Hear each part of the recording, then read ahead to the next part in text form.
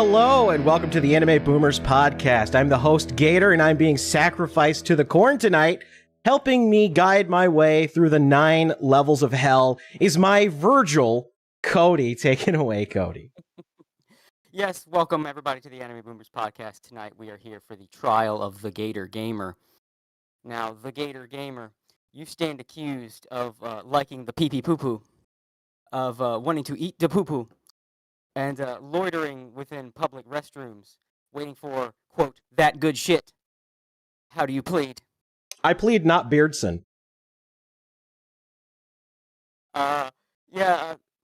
Shit went down, and your ass kind of got wrapped in the middle of it.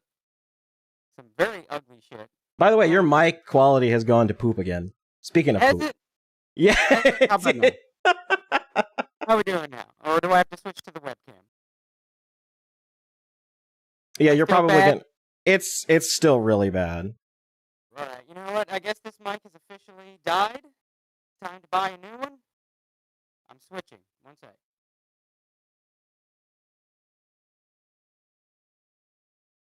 All right. I'm gonna give you a second. Yeah, the quality's not good, but it's not crackly. What do you have? Is it a Blue Yeti? It is a blue snowball that I had for many years. I think it might be time to put it out to pasture because I don't. Yep. A lot has gone wrong in the world these last week or so. So my mic dying on stream is just kind of par for the course of where we're at now. So I'm gonna have to coast on a shitty webcam mic today. You can't hear me, right? Everything is functional. Everything's functional. It just the quality is just doo doo, but that's okay.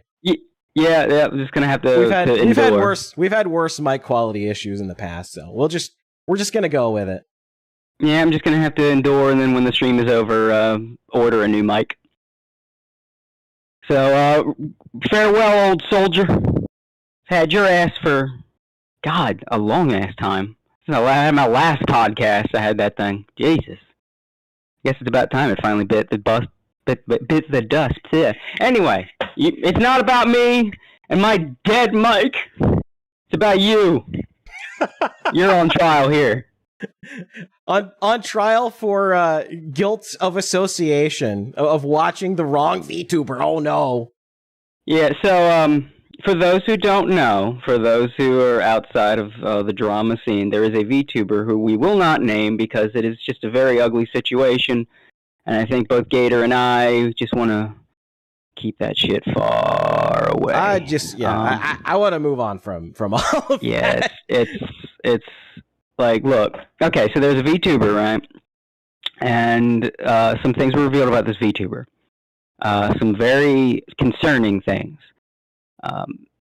I don't think anything revealed really was a smoking gun because everything that was revealed is like leaks, and everybody involved in the leaks are also seriously mentally ill. It's very much the Tony the Tiger, none of you are without sin kind of situation.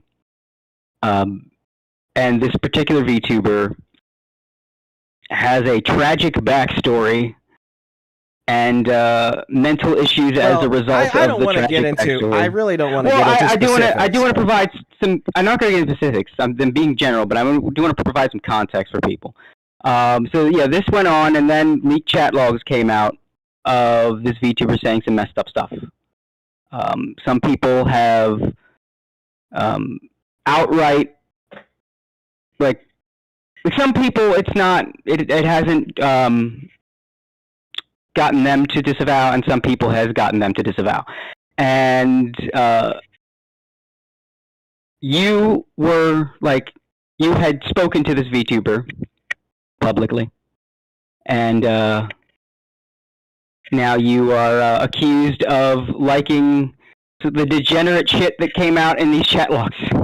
Yeah, it's ridiculous. It's ridiculous simply for the fact that it's like, number one, I didn't know any of the backstory. Number two, since when have we just assumed that everything that when you watch somebody or watch a streamer, when have we like started to say like, oh yeah, if you watch X streamer, then if something that comes out about them comes out later, like you co-sign everything. Like it's ridiculous.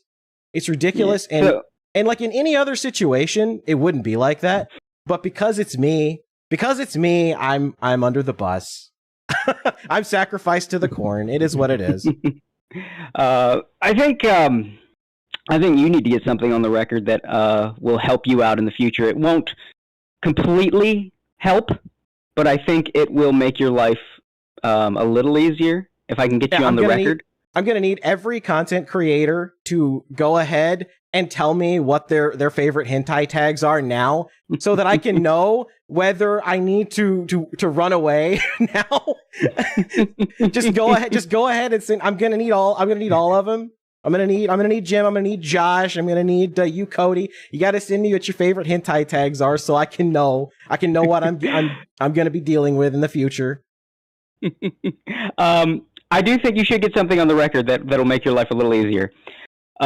Gator, would you say you've officially retired from the sector and drama sphere to do weaving and VTubers full time? Yes, I did already officially retire from this sector, but this is me reiterating the fact that I'm done with that shit. Nothing good ever comes from the sector. If you go up and down the list of sector people, there's way worse shit that a lot of them have actually done.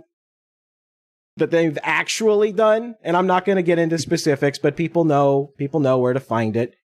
Yeah, I'm done dealing with all of those people because they bring absolutely nothing but bad shit your way and vendettas that they have for 100 years, even if you've like not mentioned them. It's stupid. It's gay. It's cringe. Yeah, I'm out. I was out before, but I'm double out. It's all anime and VTubers from here on in. Is that what you're officially saying? It's all anime and VTubers from here on out. Okay, I think it's good to get you on the record, so people can know like Gator don't want any part of this. Whatever it is, it's all just gay nerd shit from here on out. That's Gator. That's exactly. That's his bag now. Well, anyway, it was supposed to be that way from the get-go, and for the most part it was, but it's just like this is the problem. Like when it comes to like the commentary community or the sector, it's like the same shit. It's like they're all sitting there coming up with like 6 degrees of Kevin Bacon to like try to tie you to the most fucked up shit imaginable. It's like, well, so-and-so was friends with so-and-so, who was friends with so-and-so, who watched so-and-so, who sent a super chat to so-and-so a year ago, and that makes you a PDF file. Yeah. And it's like that's the net effect of like all the commentary stuff and all the sector stuff is who can like do the 6 degrees of Kevin Bacon from like canceling you and ending your career. Yeah, as an outside observer, it's all very gay to me. This whole situation with this VTuber is incredibly tragic. It is not pleasant. I don't have a stance on this VTuber. I don't have a connection to them. I think the evidence is concerning, but I think it's not. I need a smoking gun if I'm gonna rattle any sabers, and I would advise. I see some people beginning to rattle sabers, and I would advise against it because the situation this VTuber is in makes them more, I guess, like you're gonna need to convince people harder than usual to come down on them, and I think it's not worth it unless they start doing something. Like what came out was concerning and uncomfortable and gross, very gross. But do not let your emotions get the better of you because it will only blow up in your face if you try to do anything. This is not, by the way, this is not directed at Josh or Jim. I know people might be thinking that. This is not like, Josh, do what the fuck you want. I don't fucking care. This is a very niche message, especially some of the guys over the Virtual Asylum. I think some of y'all need to calm down. Like you can despise this VTuber, that's fine, but I saw torches getting lit in there, and like, ooh, no, you are gonna cause problems if you try to start. Ain't nobody elected you to VTuber sheriff. Calm down. If you try to do anything, you do not want to turn any community into the Kiwi farms of VTubers, you are only going to make it harder for people to associate with you and the community. And I would also caution against it because regardless of what you think of Josh Moon, Gator and I have different opinions on Josh. Like, Gator, I know you don't like him. Never been a big fan, no. Yeah, I'm like neutral to positive because I think he's done a lot of good for the preservation of information and free speech. Well, I have different opinions on him versus the website. Like, because I've always supported free speech, and I think that websites like Kiwi Farms are important to allow like a space where people can just like say whatever the hell they want for the most part. But like, I don't know, me and him have gone back and forth for a while. I said some fucked up shit about him that I apologize for. And I'm not gonna take that apology back because he's like dunking on me or whatever. No, it was sincere. It was sincere, and I stand by it. I just wish that he'd stand by some of his principles sometimes. I personally, if he says dumb opinions on anime or VTubers, I just tune it out. If he starts saying that shit, it just elevator music plays over him in my head. I feel like what he's done and the fights he's fought, to me, are more important. So I generally have a positive view of him, and I do understand the guy's kind of mind broken from the things he's seen and the things he's done. I get that he's a level past cynical that they don't even have a word for. So they don't have a black pill strong enough to describe his perspective. Exactly. So I just roll with it. Like, that's just Josh Moon. That's just Josh being Josh. I'm not losing sleep. But this particular situation is, I'm not referring to Josh. There are some people that are getting, and I think there are people though that want Josh's approval. They want to be the ones that make him think, that VTubing thing isn't so bad. I can't do an impression of Josh because I don't have enough spit in my mouth. I don't know if you've noticed. I noticed it once, and now I can't stop noticing it. That he's a very wet talker. Well, I think that's why he picked the slobber mud as his avatar, right? Like, he sounds like he's got a backyard pool in his bottom jaw. Like, as soon as I heard it, I can't unhear it. It's driving me crazy. Like, it's one of those things you notice and you just, okay, I've noticed. Now, please, brain, stop noticing. You're driving yourself mad. No, like, they want to be the one to get Daddy Josh to like VTubers and approve of their hobby. And you're never going to. Just stop caring. Well, it's like a two-way street, right? It's like they wanted him to either like some people wanted him to like approve of it and be like, I love anime, I love VTubers, But then like there was a another faction that wanted him to just be like, things I can't say on YouTube to VTubers, things I can't say on YouTube to anime, and it's like just leave it alone. Just leave it alone. Yeah, just leave it.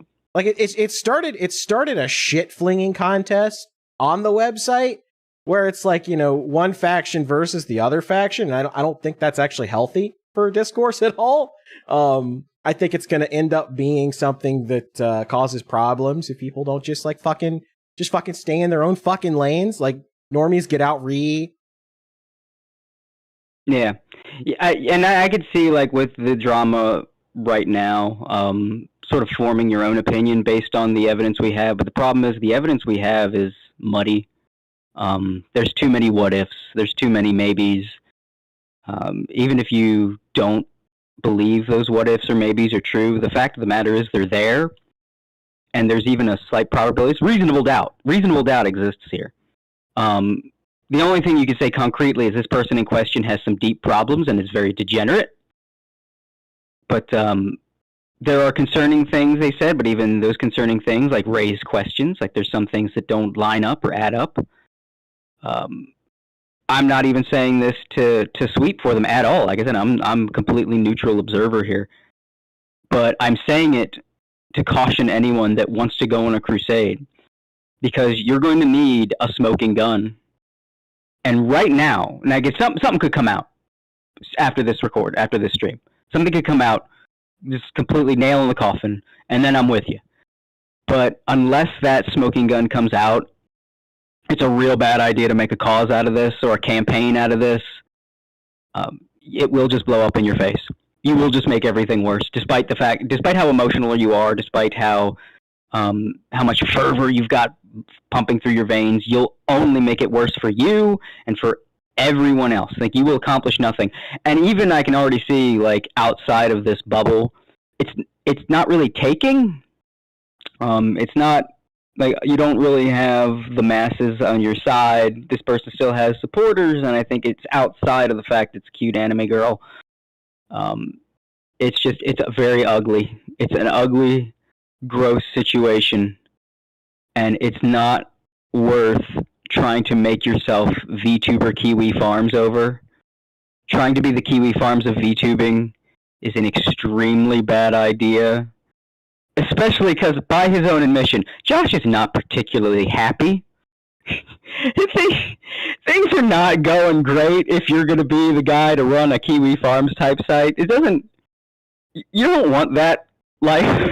Josh doesn't even want that life by his own admission. Well, I know the website you're talking about, and I think that the focus primarily just needs to be like talking about VTuber stuff, less action, because I think, you know, the prime directive, right? Don't interfere in primitive cultures. Like that was a rule for a really long time that's just kind of gone by the wayside, and I think it's kind of needs to be the same way with the VTuber stuff. Is like, look, observe, but don't touch the poop.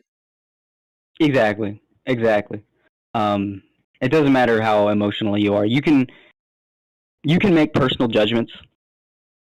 But if you're going to try to make some kind of change in a sphere, again, no one elected you to VTuber Sheriff. You need something solid and actionable, which does not exist here. It's just, like, digging into this isn't even, it's depressing and sucks, and I hate it. I hate everything about this.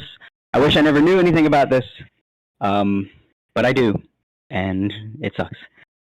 But once more, for the people that are late, Gator, do you want to eat the poo-poo? No, I do not. I am not Beardson. I have word that you have replaced the shower head at your place with one with a golden finish. Is there some reason behind that? No, that is not accurate. How can I afford gold?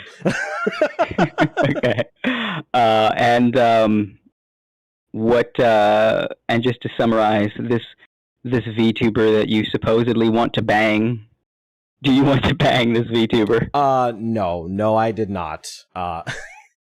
And like I said in the statement, I think people kind of overblew any sort of like associations with a VTuber. Like, I watch a lot of different VTubers, a ton of them. And like, I saw people saying like, you know, Gator is this person's like secret boyfriend. I have a secret relationship. Like, none of that could be any further from the truth. I talk with a lot of VTubers. That doesn't mean I'm any of their friends or confidants or associates or whatever. And I think a lot of that was just overblown. It's like, I didn't even know her until like Ranbot just happened to, because you know, he's in Australia. So, you know, he's from Australia. He watches VTubers, so that's pretty much like how he discovered that channel and suggested it to me. It's like, "Oi, Gator Man, there's an Aussie VTuber." I was like, "Okay, cool," and that's kind of how that happened. And then, you know, collabed with some VTubers that I already watched. So that's pretty much it. Okay, so that's it. That's all on the record. You can hopefully. And now I'm getting dragged. Now I'm getting dragged for stuff that they say. Which you know, it is how the internet is. Like, they do this 6 degrees of Kevin Bacon shit. It's dumb, but you know, it is what it is. It is what it is. You just laugh at it, you move on. That's all you can do. Okay, Gator. I feel bad that other people got dragged into this shit, especially Pippa and Kirsch, because they didn't do anything. They didn't do anything. They made some, you know, Pippa made some stupid jokes, which, you know, if you go around clipping people out of context, like, you can make a lot of different people say a lot of shit. You know, Pippa made some stupid jokes, which I'm gonna advise like every VTuber on the planet right now to, there are some things you should never joke about. because they will be clipped out of context and they will be used against you at some point. So just just don't do it. Just don't. If you're thinking about it, it's like, I'm going to be super edgy right here. No, just don't. Just don't do it. It's never worth it. It always comes back to and dumb shit like this. Yeah. It's all. I like it's this all one. very gay. I like this one in chat. Noachi says, you can say people accused you of being the Rizzler. I will say allegations of me being a Rizzler are completely false. I think that's very self-evident. That's very I think honestly the most damning thing regarding you was how awkward that exchange was. And to those, by the way, wondering why we're not mentioning the person by name, it's just because this is very ugly and we don't want to contribute to the ugliness in any direction. It's just and this is like really the last I'm going to mention of it. Like after this, it's done. It's just done. This is just neither of us. Look, this is important to some of y'all. This is like some of y'all's white whale. Again, I'm not talking about Josh. I'm not talking about people most of you know. But for me, for Gator, for me, for Gator, this is just shitty. And we both wanted to like just kind of take a shower of it, maybe a different kind of shower for Gator. No, I'm just kidding. But yeah, it's just gross, and it's just like, you know what? We'll just leave it at that, and then hopefully we'll see where this goes. I would suggest to anybody that wants to fixate on the drama, do not do anything beyond monitoring the situation. If you really are that concerned about what was in the chat logs, just monitor the situation. If it gets worse, then step in and do something, I guess. But don't touch the poop. Prime directive. I remember back in the day, like the old school, like pre-Kiwi Farms, pre-something awful, there was the Portal of Evil. That was just one of those old kind of link house, turnpike type sites that was specifically linking to freaks and weirdos homepages and other stuff, and they heavily enforced the Prime directive: never interact, just look, laugh, and that's it. Or look, cringe, look, vomit, and that's it. And that is what I recommend to certain individuals that I think might be getting lost in the sauce.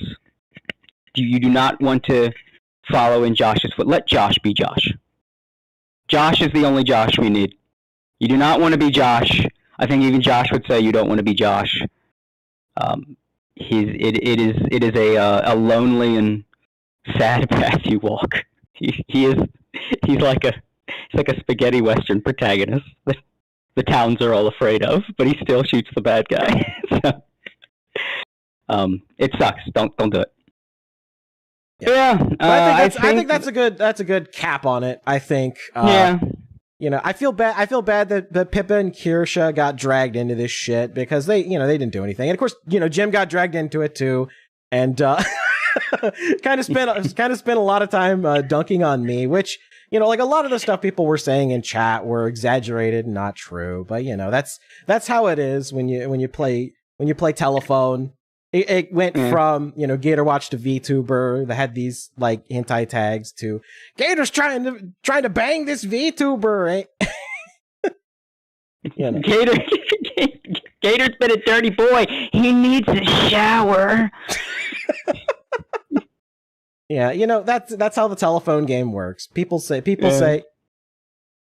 but it is what it is. It is what it is at the end of the day. I'm just gonna move on and go back talking about anime and VTubers, and just normies get out. And and to both sides of this drama, to the people concerned, I understand why you're concerned, but I say exercise caution, restraint, regardless of your emotions. And to the other side, you're going to do what you're going to do.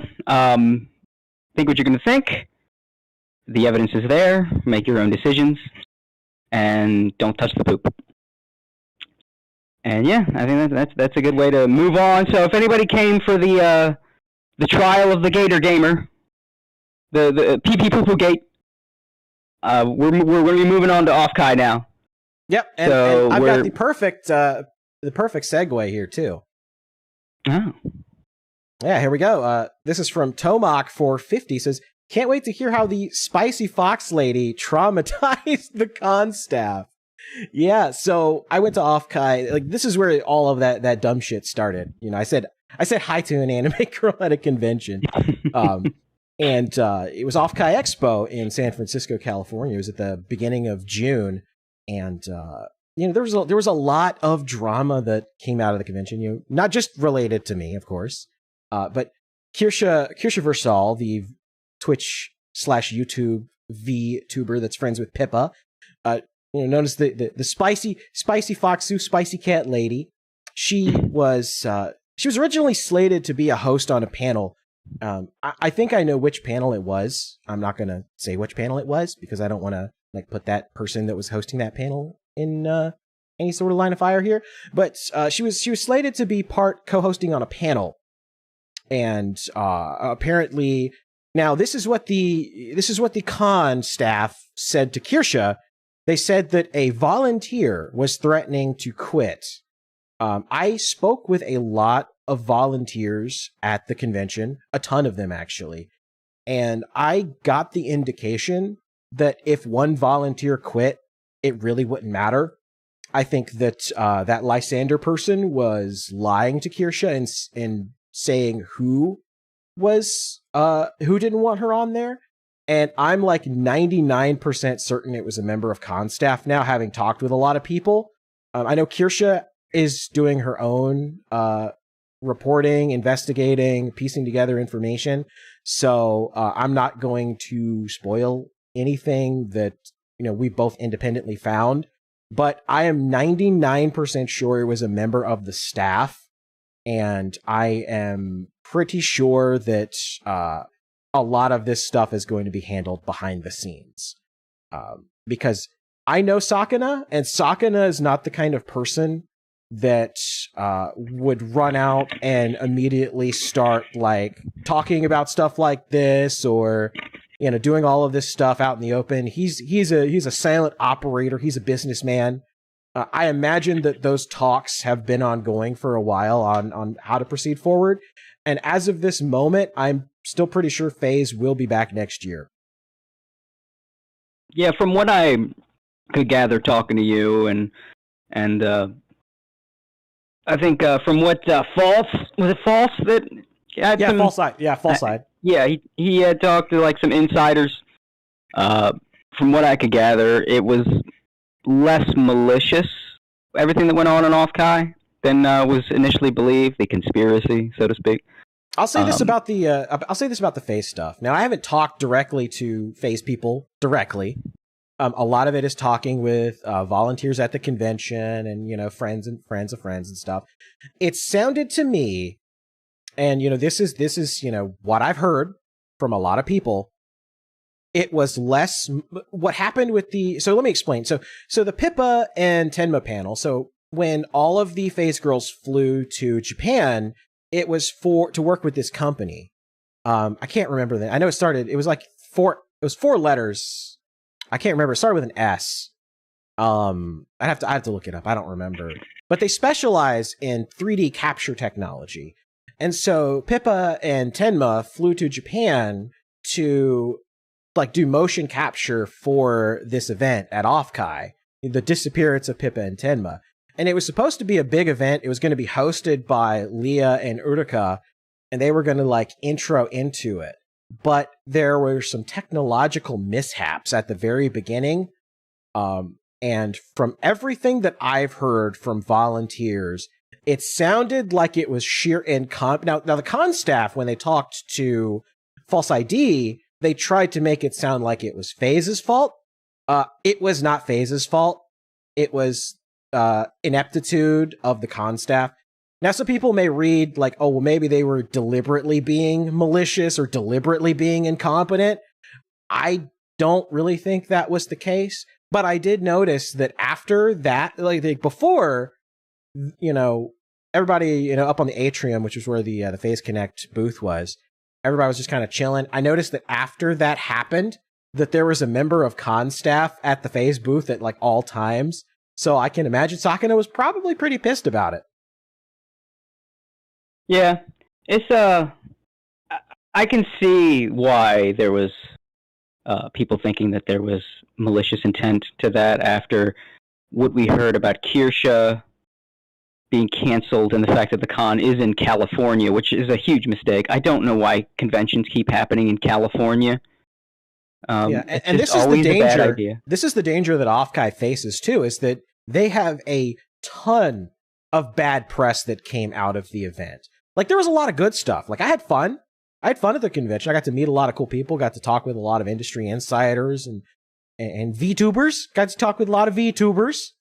But, you know, it remains like this murky shadow on the convention that you know, it's something that they're going to have to address because there's just too much public knowledge of the inner workings of the convention at this point for them not to issue some sort of public statement. And I imagine the reason they haven't so far is because I imagine there's some negotiation, there's some conversations being had behind the scenes, you know, real like lawyer stuff.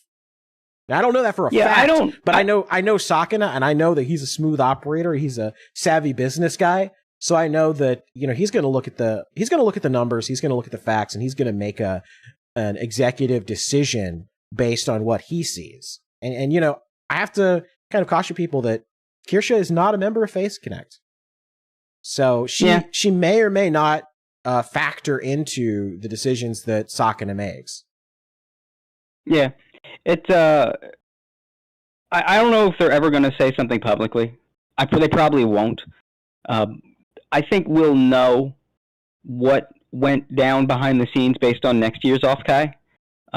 Like questions like, will Kirsha be banned again from having any kind of a panel or presence of the like? Will she have to do a trash can meet and greet again? Will like Phaze have a presence? How much of a presence will Phaze have? That kind of thing. All that is going to be sort of the answers we get. So, you know, for people just chomping at the bit for some kind of drama information, you're going to have to wait a year. Man, the VTuber space had too much drama lately, man. The whole reason that people got into this VTuber shit in the first place was, like, good vibes and good times. You know, everybody's fucking miserable, and then, like, the funny dog girl gets a chainsaw in her hands. Like, that's the most pleasant damn thing I've ever seen. Mission complete. Yeah, exactly. You couldn't remove this smile from my face with surgery, and now like all this fucking ugly shit's going on left and right in the space. Like, can we not? Like I was saying before, I had to detox on Fuamoko. Which, by the way, can I say? So, people on the farms have been just going apeshit on VTubers right now because I guess to impress Josh or whatever. And I think people tend to forget there's a lot of boomers and housewives on the farms too, so that kind of explains a lot of it also. But there's one thing they said, and I was like, damn, it got me. Like, damn, that's right. That's accurate. I can't argue that. And yeah, VTubers are kind of Cocomelon for adults. Like, I can't argue that. Shit. That's savage, but it is kind of a turn off your brain simulator. Yeah, it is like, man, I'm watching some of these VTubers like clapping my hands like a toddler. I can't argue that one. Shit, you got me. It is Cocomelon for adults. I'm still gonna watch it, but I acknowledge your observation, sir or ma'am. The funny dog lady says "Ekum Bokum." That's great. Like that's yeah. I can't. It's all the even more apparent with Fuamoko, right? Because everybody loves Fuamoko, but you watch it's like, oh my god, this is Cocomelon for adults. Oof. Yeah, I gotta acknowledge. You know what? When you're right. I'm still gonna watch the shit, but when you're right. I'm gonna watch my adult Cocomelon and decompress. Well, and really, it's just like it's a great distraction from having to deal with like dumb internet shit, and that's what got me into VTubing, because like you think about like when everybody really, like the majority of people got into the industry, it was, during the lockdown when everybody was going absolutely stir crazy because you couldn't go anywhere or do anything. And so all of a sudden you get Sakura Mikos and, she's getting, she's dropping gamer words on stream and you're just like, whoa, hey, all right. Funny anime lady says funny anime things. Let's go. Let's go. Yeah. It's pretty much, I think it's a little more effective too than a lot of like comfy anime, slice of life anime, because it's a difference between an actual person and their eccentric antics and like something writers come up with. Because if there's writers involved, I expect a little more. And if it's like just like a streamer being funny, but through the I guess the lens of a cute character. So you have the eccentricity of the real person through the cute character. I think that works a lot better. That's why I genuinely kind of hate comfy anime. And then, but really like VTubers. It's the difference of like a funny person being a funny person and things being a lot more organic.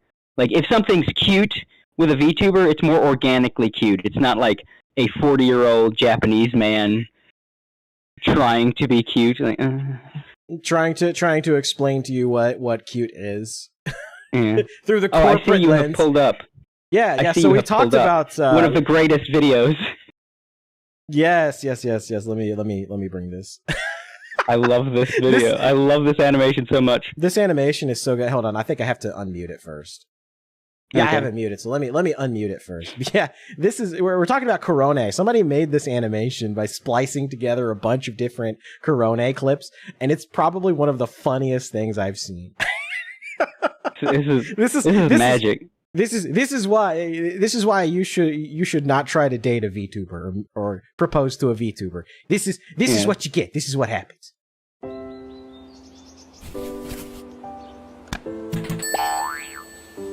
Colonel, will you marry me? What? Wow! Are you serious? Are you serious? What?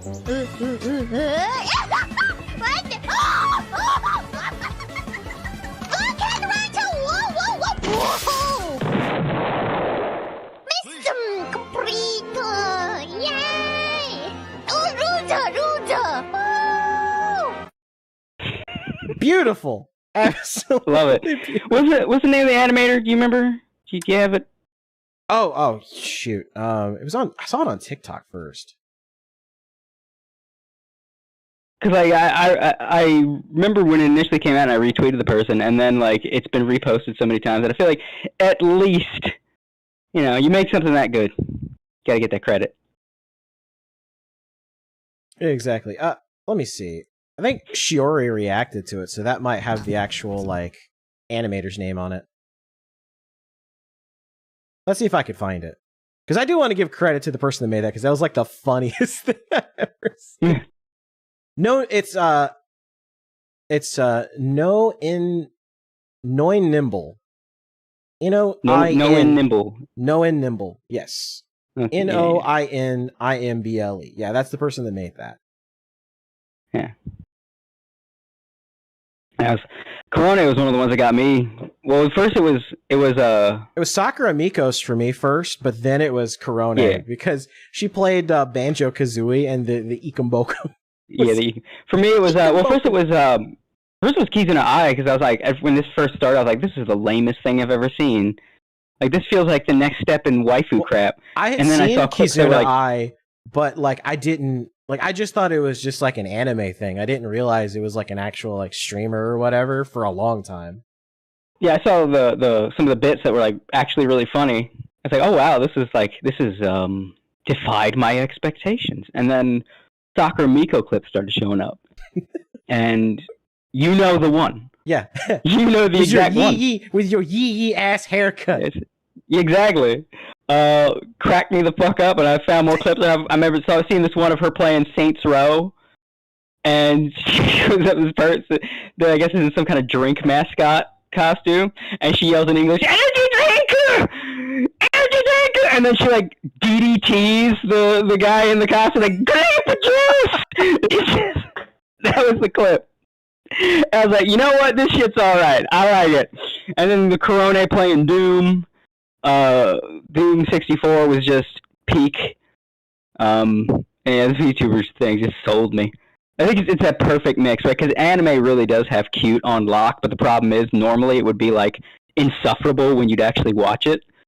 Like a lot of these like comfy anime with like the BGM is all dopey horns, like, and it's just like everybody looks like toddlers, and there's like low stakes slice of life stuff, and it's like I value my time. This is bad. And then VTubers come along and say, okay, what is that? But then like put weird real people behind it, doing weird real people things. So you mix that with the cute, and you create a nice little funny dichotomy.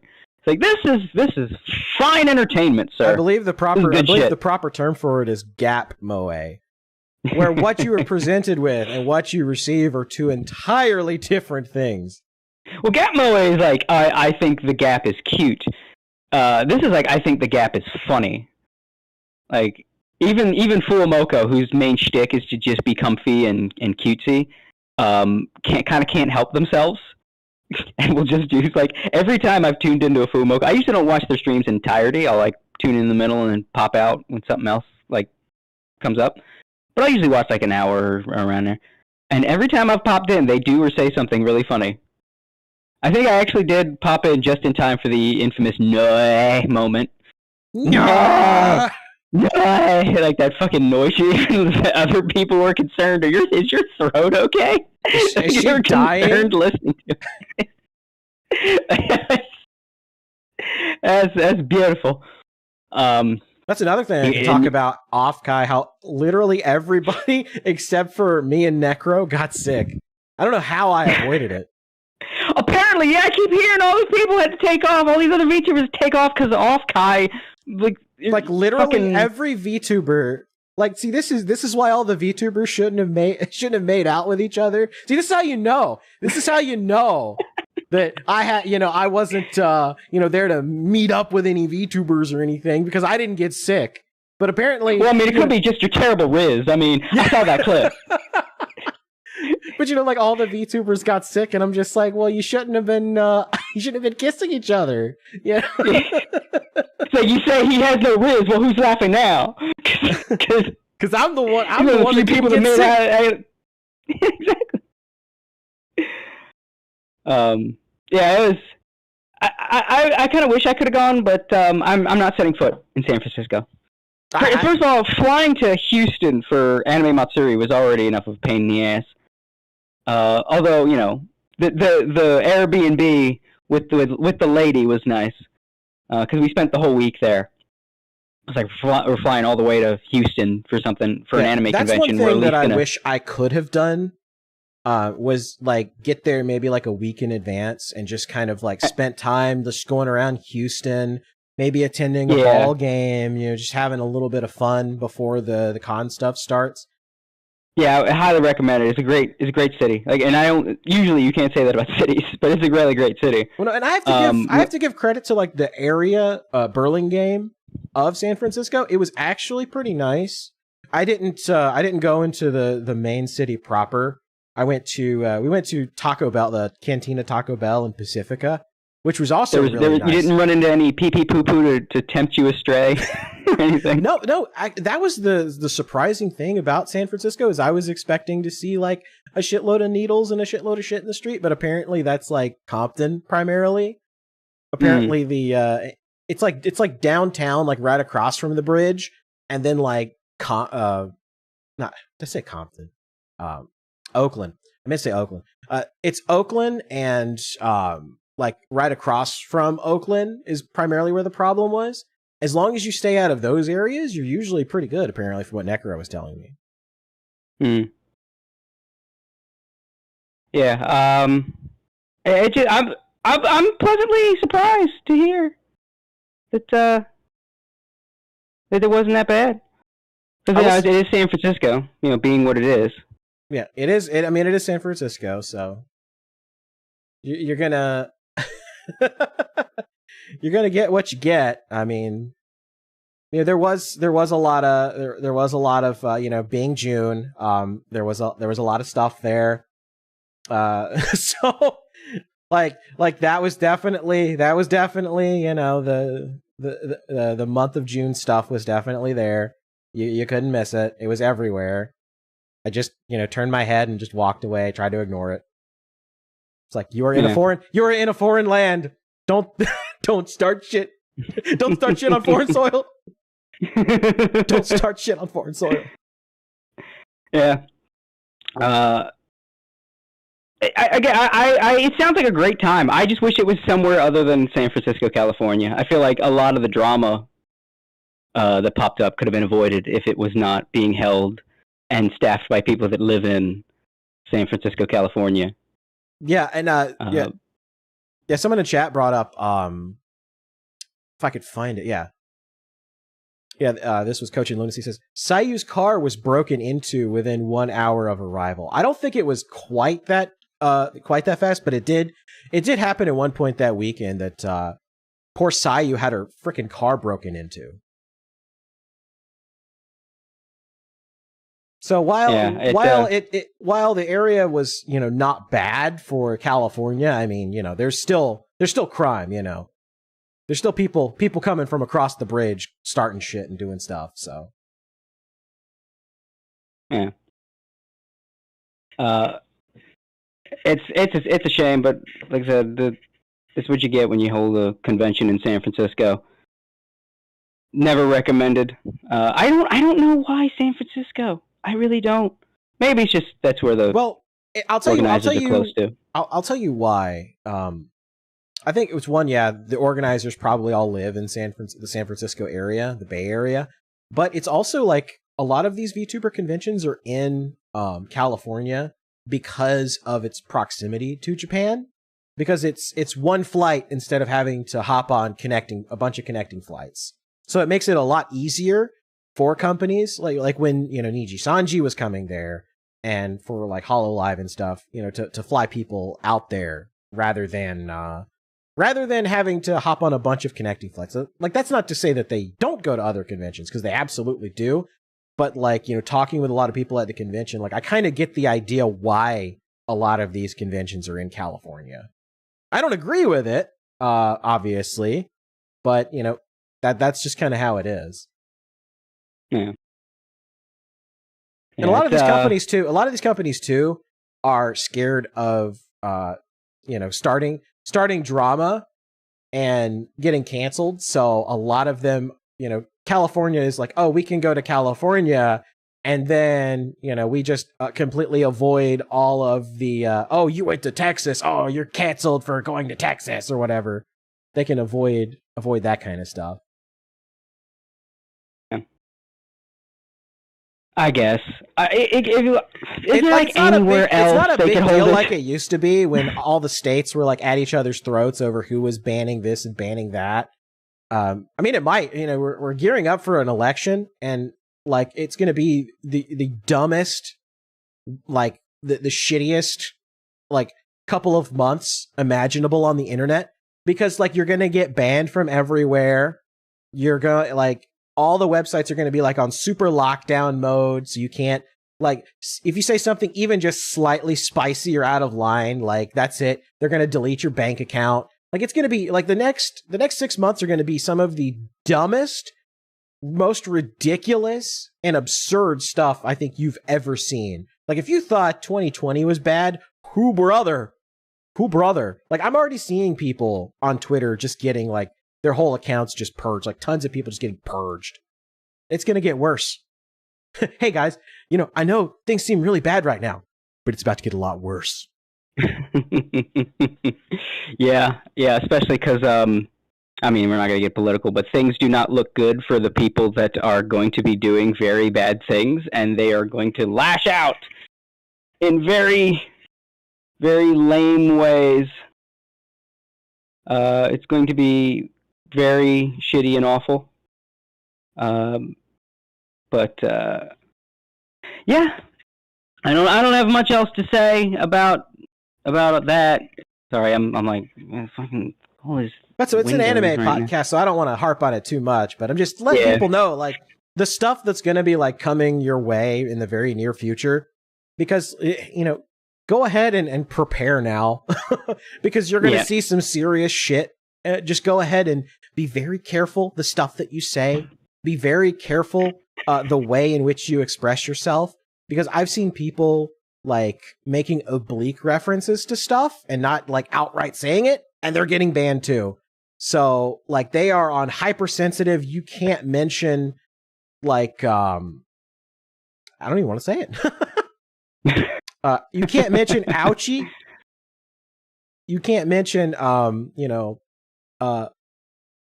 Super Saiyan battle, but more extreme and violent. You can't say, you know, you can't say what you're going to do to somebody, even in a joking way. So just be careful. I don't want to see my audience or anybody in my audience get banned. I saw Rand has already been through like 4 accounts in like the last week, which tells me like Rand is kind of the canary in the coal mine as far as like these bans go, because I know that like while he has an account and it's not actively getting purged, I'm like, okay, yeah, they've laxed up on the rules a little bit. And then the moment he starts going through like 4, 5, 6, 7 accounts, I'm like, oh yeah, they're cracking down. It's time to hunker down. It's time to hunker down and only post like comfort things like like happy animals. let's Elon's on the sauce and is his crazy censorious trust and safety team that's supposed to not exist anymore. They're back in control of the lever. Quickly deploy the cat photos so nobody I don't know knows. for them. I think it's just you got a fury of people like reporting, because we're still on that you get automatically banned if you get mass reported shit. So you got like it's still like that needs to go, man, from all these fucking sites.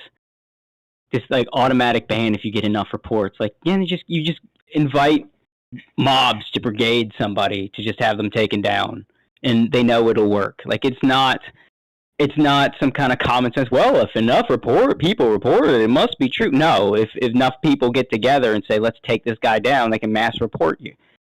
So I think, yeah, and like, it's all stupid social media. Like I get why social media sites do it that way, because you know these automated systems are designed so that because they can't monitor a website as massive as like Twitter or Facebook or even like TikTok. They can't monitor it 24/7, so they have to have some level of automated systems that allows them to, in the case that like something like this happens, if something bad happens or somebody's like threatening to hurt somebody else, like they can automatically like do something about it. But the problem is that it's so easy to exploit these tools, and you have entire organizations that built themselves around exploiting these tools to censor people, and it's only gotten worse since. One of my previous Twitter accounts got nuked because there was this guy who's now also banned from Twitter because he kept like messing with Elon Musk and like posting his like plane, like where he's flying to and from or whatever. He got yeeted off of Twitter for that. But like he had an organization of people that would go around and just like mass flag accounts and just take them off the platform. And back then, like when Elon first took over, like a lot of those controls were still in place. And so it was super easy to brigade one account and just mass flag it, and the automated systems would just completely take it out. And then someone revealed very recently that the code for the appeals is still in there, where they can actually flag your account as unappealable. And there's like different levels. So there's like unappealable where you'll still get the email and it'll still like ask you to appeal or whatever and say, oh, thank you for submitting your appeal or whatever. But then it just automatically rejects it in the system and sends you like an email in like a random timed interval later to tell you you've been rejected. And then there's like, you just don't even get the email whatsoever. Like, I think that goes against the very, like Elon Musk, like, yeah, we want to be like free speech or whatever, right? But I think that goes against like his entire principles. And I don't think he's going to change it, because I think it's like it covers his ass to be like, yeah, I let on certain people that I knew personally and that people I knew personally, but like all the rest of them, nah, nah, you're not getting back on here. I think he's. I think it's more a matter of he put these other people in charge, and then he moved on, more hands off Twitter, because I mean he does have all this other shit. This man is trying to launch rocket ships into space. That is true. I think, yeah. So you're probably I think a lot right. of it was it's just more like Elon's ADHD because he has 400 different companies, and now Twitter is run by that by that lady, and I think a lot of the like ever since she got hired, I've seen a lot of the decisions kind of go to shit. Yeah, I think eventually she will probably do something that screws up enough that he'll step in, but until that happens, I think he's just more hands-off than he was when he first bought the place. Yeah, that's not to say that things haven't gotten better, because Twitter's gotten a hell of a lot better from what it was, but it's still just like, I see a lot of people getting banned falsely, and it's stupid. It's just dumb. Yeah. It's dumb. I feel like, if Elon wants to, talk the talk, walk the walk, that's how I kind of feel about it. Yeah. Yeah. He could do more, definitely, but it is significantly better than it was before his tenure. I mean, I'm not getting political propaganda in my face through the What's Happening tab constantly, because that was exhausting. One thing that I am so thankful for is that he totally changed the algorithm, because I was getting dumb political stuff that I didn't care about like all of the time just shoved in my face, and now it's like nothing but VTubers and anime, which is fantastic. I'm like, yes! This is exactly what I want. I want anime. I want VTubers. Exactly. I want to see. The For You tab is VTuber also memes. I want to see VTuber memes in my feed, and not like this political candidate said today that's stupid, because they're all stupid. Yeah. It's very nice that the For You tab is usable and the What's Happening tab. I remember a friend of mine had to switch the What's Happening tab to Japanese to just get that shit off his screen, because it's the only region that wasn't bombarded with political propaganda. Well, they knew better than to mess with the Japanese, because if they did that, they'd just like leave Twitter. Yeah, because Japan and Twitter, like Twitter's huge in Japan, so that was like the one way you used to be able to escape before Elon, was to switch your region to Japan. And like, at least the What's Happening tab is actually anime related and shit. Exactly, because the Japanese people aren't going to be talking about like dumb political shit. But getting back to, we got off on a hell of a tangent. That's how it works here at the Anime Boomers podcast. We start talking about one thing, and then we go off on these like random tangents everywhere, because that's how our brains operate. It's like ADHD to infinity and beyond. So we're talking about Offkai. I talked about the Kirsha stuff and the Phaze stuff. Like I don't think the venue is big enough for this convention anymore. I definitely think that everybody will miss Atrium Chan, the atrium, on the second floor where like all the Phaze booth was, and I think the Nexus booth was up there. Kawa Entertainment, there was and the V4 Mirai and the idle tables were up there. I think everybody will miss Atrium Chan, but I think it's just time to move on. Especially because like the venue sold out this year, and you could tell immediately, like lines on that first day. Oh my God, the lines were incredible. I missed a bunch of events and stuff just because I was sitting there in the line to get into the vendor's room. And I say vendor's room, but it was more like several vendor rooms. It's a neat setup from what I could tell. Having that big central atrium with everything going on, the big open area. But if it's getting bigger, they're gonna have to expand the venue. Yeah, I think they're gonna. That's what Otakon did. Yeah. Well, they were in another place, and then they moved to the Gaylord. Yeah. It's funny because the Lord of Gay. Yeah, I made lots of jokes about that, because that's actually where CPAC was held. I think it's still held there, actually. That's the the conservative political action conference, and there was. Oh, really? At the same place Offkai's held? No, at the same place Otakon is held. Oh. And the Gaylord in Maryland. Oh no, Otakon I think moved to DC. Oh, did they actually move to DC proper? Well, that tells you how long it's been since I've been. Yeah, I haven't been there in a long time either. I forget what happened, like the first reason I stopped going, but then like they moved to DC. I ain't going to fucking DC. You kidding me? I'm not getting shot for an anime convention. Yeah, it's been a long time since I've been to DC. That place is a hole. I have no intention of going there anytime soon. Yeah. Not even for an anime convention. I'd rather go to LA or San Francisco than DC.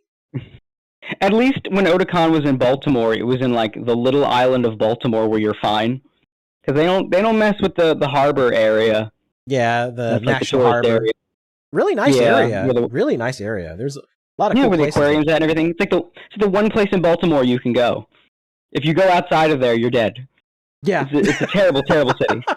Yeah, don't venture out from that area. When I went to CPAC many moons ago, that was kind of the thing they told everybody. It's like, yeah, this place is really nice, but don't go into the city proper. Yeah, it's not even really in the city. It's like on the edge of the city.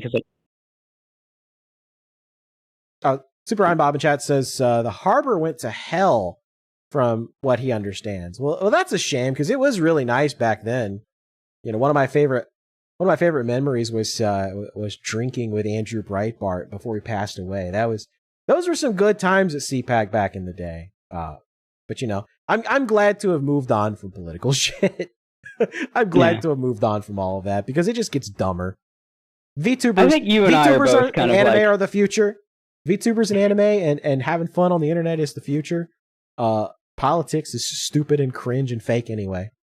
It's all a game. I think you and I are both kind of put my tinfoil hat on. Shitheads. Put my Alex Jones tinfoil hat on. It's all fake. Both parties are the same. They're controlled by the space aliens. And I think we're both kind of like retired shitheads. Yeah.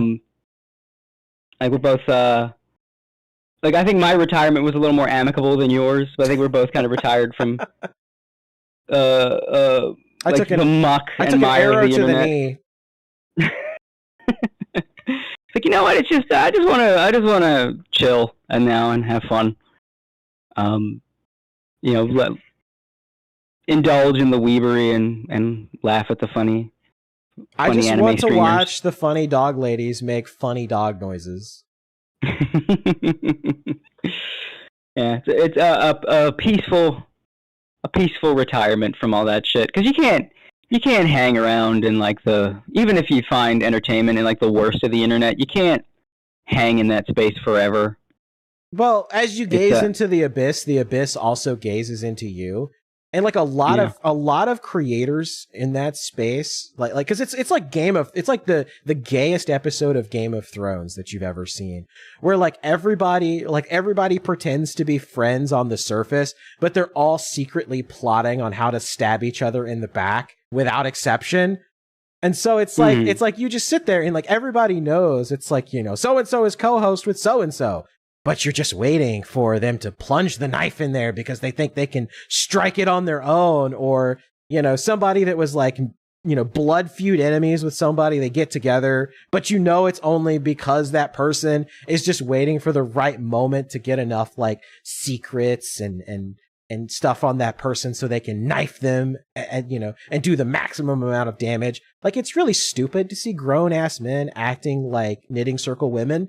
But hey, look, that's entertaining to some people. It was entertaining to me for a while. I've moved on to greener pastures.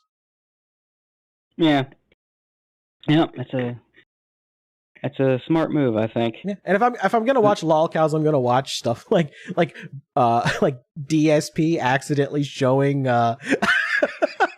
DSP accidentally streaming illicit materials on his stream.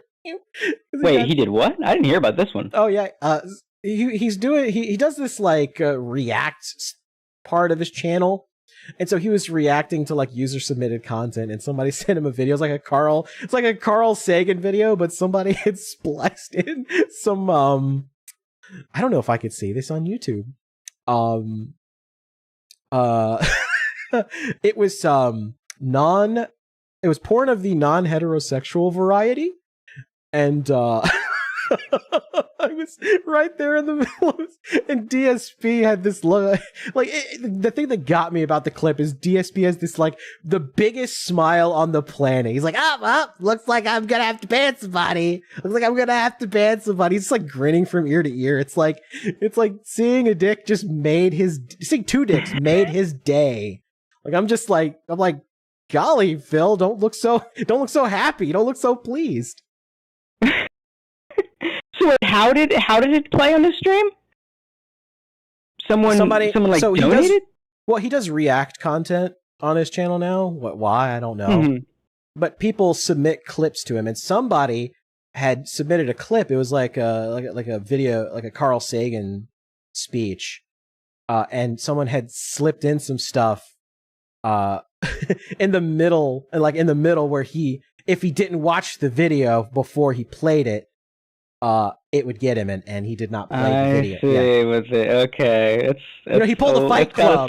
He pulled a Fight Club, and he spliced the porn into the middle of the clip. That's why you need mods. You need to vet this shit.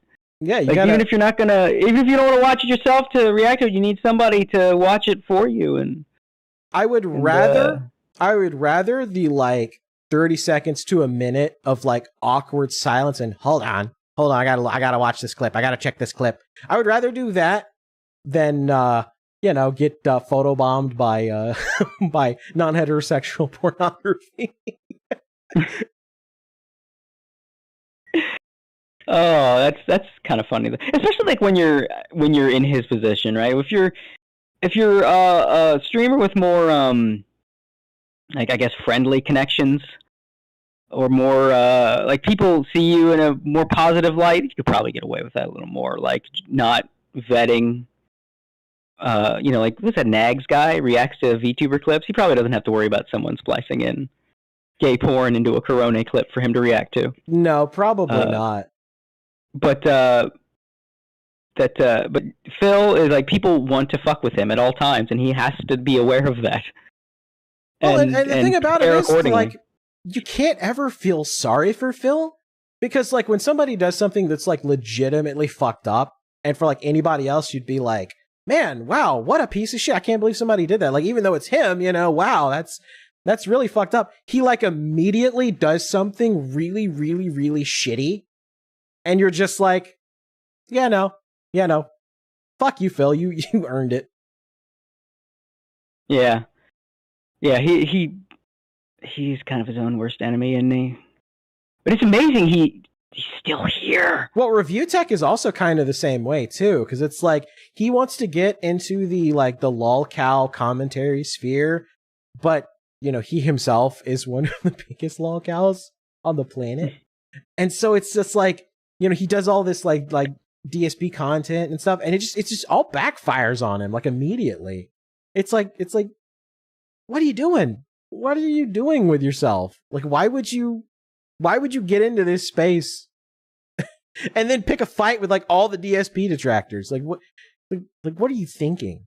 What is going on? He's like he's decided to run defense for DSP?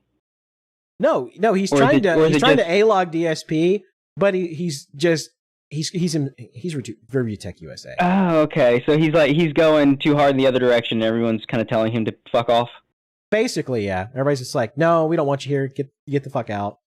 And then he does. Then he clowns on himself, and everybody laughs at him, and he gets mad at that, and like he issues a fatwa against other DSP detractors. It's really dumb stuff. I hear, because I don't follow the DSP stuff too closely. I get a lot of it from Gundam and from Necro. They're the ones that kind of share with me. Well, Gundam just from like watching his commentary on DSP stuff, but with Necro, like when we're chilling playing Destiny 2, sometimes he's watching like some of the restreamers, like PCPs, just like watch Phil lose his collective shit, and it's been especially bad lately for some reason. I don't I don't know why, but Phil has been just totally unhinged lately, and I'm not sure why. Like, what's going on? Wait, what's he doing specifically that's unhinged? Well, I think like the Street Fighter streams just like broke him mentally, because like everybody was like fucking with him on this. Like, people were coming up with like funny names. Like, I wish I could remember some of the really funny ones, but it was like, you know, his girlfriend's fat or something like that. And it was, and he just like loses, and he just like immediately like blocks them after he loses a match, or like tries to do a rematch, gets his shit pushed in, then immediately blocks them. Like, it's been funny to watch for some, you know, me as somebody that only loosely follows Phil when there's like a controversy or something. It's been a lot of fun to watch. Yeah. Those Street Fighter streams have been absolutely breaking, because he just won't let go of the fact that he was like mildly competent at Street Fighter 2. And I mean, I've seen him play Street Fighter 2. Like, he's not like the best like he thinks he is, but it's like the one fighting game I've seen him play where he is somewhat competent. Like, he can do things. But because of that, he thinks, like, yeah, Street Fighter's my series. Like, my dude, no, it's not. I mean, you came to prominence with those Street Fighter 4 videos where you get your shit kicked in and then be an idiot about it. Yeah. You're not a Street Fighter player. Well, I think that's the thing, is that the game has kind of passed him by, and it's obvious. I mean, I saw people, like, releasing videos, like, how to beat Phil in Street Fighter in 2 very easy steps. And the guy like shows like how he beats Phil like every time, because he has particular tells and reactions that you can just key in on. And that's one of the aspects of like the pro scene, is that a lot of those guys, they find out what their tells are, and they try to like program around it, so that like, if you know, like, oh yeah, somebody is going to jump in the air, so they're going to use like this move immediately. But it's like, you know, oh shit, you know, there's a move cancel here, so you do the move cancel, and then they eat shit immediately. Yeah. Like, it's a mental stack. It's a mental stack that you have to be aware of. Because, you know, I play fighting games. I play them. Yeah, that's why Asians are so good at Street Fighter, because it's like StarCraft, right? Like, you can process like 100 commands, and like, you know, some Sherlock shit where you're like seeing the patterns and you know, doing the quadratic formula in space. And it's like I think Phil's problem, based on the way I've seen him play, like when you're playing a fighting game, you have to be aware, whatever situation you're in, what all of your opponent's options are, and you have to make a choice based on everything they can do in that situation. So, you know, if you're in neutral, or, you know, if you're against the corner, you have them in the corner, what can your opponent do? What are their options, and what do you have to cover those options? Phil seems to, especially with his complaints too, when you mix that in, he seems to like demand his opponent take certain options. Like, he feels like his opponent is supposed to take the options he wants them to, and becomes indignant when they don't. And when they don't, that means they're not playing properly, even though they chose the correct option and they're kicking his ass. Right. Like, he'll say like, oh, they're just pressing random buttons. Like, well, no, they're not. They chose the correct option, especially if they know how you play. But when he's in a situation, he's like demanding that his opponent do X, Y, or Z. Right, like, because he wants to win. Yeah. And rather than trying to outthink his opponent, he's like made a decision for them in his head, and then gets mad when they don't go along. With his script. It's like, all you're doing is throwing. Why are you grabbing? Oh God, why? Because you're not taking the grabs, nor are you jumping. Like, so of course they're gonna keep grabbing you. Like, I've been in many matches where I know, oh, this is just gonna work on you every time. Okay, I'm gonna keep doing it. I'm gonna keep doing it till you learn. Oh, you still haven't learned. Oh, the match is over. Like, let's go again. See, until you finally learn. I've done that many times. Especially, I played JP in Street Fighter 6. There's a lot of like, go Pierce. Come on, man. Come on, parry this, and then drive rush. Come on. There's a pattern to it. You can get past this. Pierce. Come on. It's like Eddie Gordo in Tekken, right? Like, if you know his kit and you know how he operates, like good players can counter Eddie Gordo. But terrible players and people that get like easily tilted, Like they fall for it every single time because they don't know what to do. You know. I mean, there is that bot that just presses one button and made it. Yeah. It was like halfway up the thing, right? Like he was like one step out of like the highest tier or something like that. Far too high in the rankings. I don't remember which ranking, but it was far too high. It was really high. I was very surprised. But like that's the problem is that people they see Eddie Gordo and for some reason just like flips a switch. Like they start trauma dumping onto their controller, like trying to hit every button. Like no, not again, no. Because everybody has that friend that like played Eddie Gordo and just whipped their ass ruthlessly. I was that friend. It's verifiable. So a little bit ago, me and my girl found this like a arcade bar. It's like a bar restaurant kind of thing, and it had a whole bunch of arcade machines. She like took me there as a surprise. She didn't tell me about it, so it was awesome. She's great. They had a Neo Geo cabinet. Oh hell yeah! Awesome. They had a Neo Geo Metal Slug. Didn't have KOF though. It was a little salty. She's joking at me. I looked. She said because she was ordering us some food. And she said I was looking at that cabinet like one of those pointer dogs. It was staring at you, speaking to you like the Green Goblin mask. Exactly. I'm sitting there losing. She got KOF. If so, which one?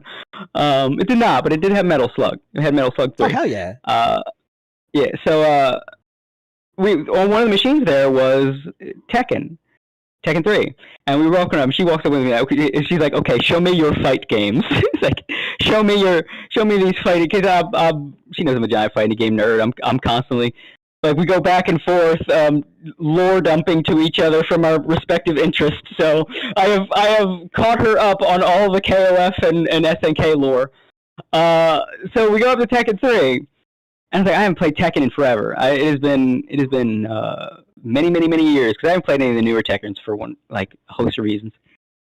So we go up to it, and she's like, "Well, who should I pick?" And I was like, "If you wanna just win easy, just pick Eddie Gordo." And I did not pick Brian, who was my main back in the day. So I just picked whoever. And I was like, "Pick Eddie Gordo," and sure enough, she won every round. Yeah. Because I wasn't playing character I knew how to play. Cancer to a computer. He's like cancer to the AI. Like they can't figure out what to do. It's like playing Taki back in like Soul Calibur 3. You could spam this like one particular Taki move against Night Terror, and he just like got obliterated every single time. Yeah, it's just funny shit. She was just like basically rolling her hand across the buttons and doing all this shit. Like, see, that's why you pick Eddie Gordo. Because I think I made a couple remarks earlier. Yeah, this guy Tekken Eddie Gordo, everybody gets on because he's like stupidly easy to play and all that. And it's like you could face roll. I remember I've had Tekken 4 on the PS2 back in the day, and you had Christy in there, who's basically just the same thing. And I wondered, like, is it really that bad? So what I did, I went through arcade mode, and I did not look at the screen once. I just rolled my hands on buttons while, like, looking up stuff on the computer and shit. And sure enough, I won arcade mode without ever looking at the screen. Based. So, Eddie and Tekken and Capoeira is just Harada. It might be time to just give it up. I want him to implement the Waffle House level before with official Waffle House branding, because I think that would be like the best thing ever.